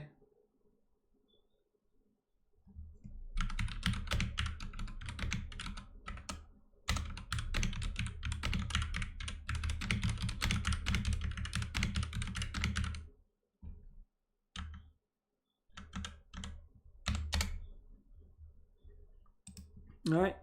Thank you very much, Neon. There was a lot more stuff at the beginning too, but this one covered a fair bit of stuff, you know, near the end here. So I think it's time that we start to switch on over and close things up. So, alright. My hand is cramping. This is another sub goal crossed off the list. So if there are any questions anybody has, like I said, this VOD will be up. I will post it up on YouTube probably sometime between tonight and tomorrow. YouTube, if you guys are watching over on that side, I hope you guys give a subscription. If you guys haven't already, please follow my YouTube. I'd appreciate it. I'm going to actually go ahead and end the stream over on the YouTube side. On YouTube side of things. Because, you know, I'm going to see about who I can send you guys on off to for a raid. So YouTube, thank you guys so much for stopping in. I hope you guys enjoyed the tutorial. This will obviously be up on your side of things very shortly. So we'll say bye-bye to YouTube, gang. You all take it easy there. Bye-bye. Alright. And I need to click on that. Just make sure that that whole plugin stopped. Alright. Oh, God. My fingers are really cramping here. It's been a minute since I've done like that much type of like drawing or teaching in a sitting. So like my fingies are all blah. But what I'm gonna say is this: for the sub goal, we have now met, let's see, the sub goals that are left that we actually have to work on for this first batch is community has to decide what drawing I do of Shade. I play a co-op game with Dash, and there's also the 12-hour stream. So honestly, next week might actually only be 2 or 3 streams, and I'll be doing a lot more drawing as well in my spare time too. And I'm going to see what we do for the 12-hour stream coming up. I'll plan for that. I'll advertise that a bit, and I will, you know, make a lot of decisions of what can be done, because I want to make sure that that one's a good little mix match. But that may be the only stream I do that week, so that I can actually rest and catch up on things as well. But like, we got at least 2 other streams left to do. You know, like I said, being the co-op game with Dash, we will play Chain together, and I will also ask you guys what you want for a drawing of Shade. So that'll be something. Keep your eye out on the Discord.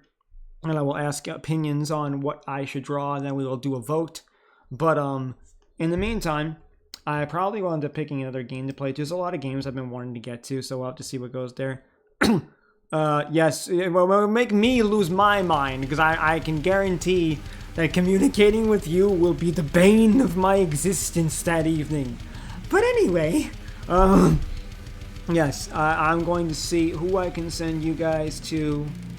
Oh, I know exactly the person to send you guys to.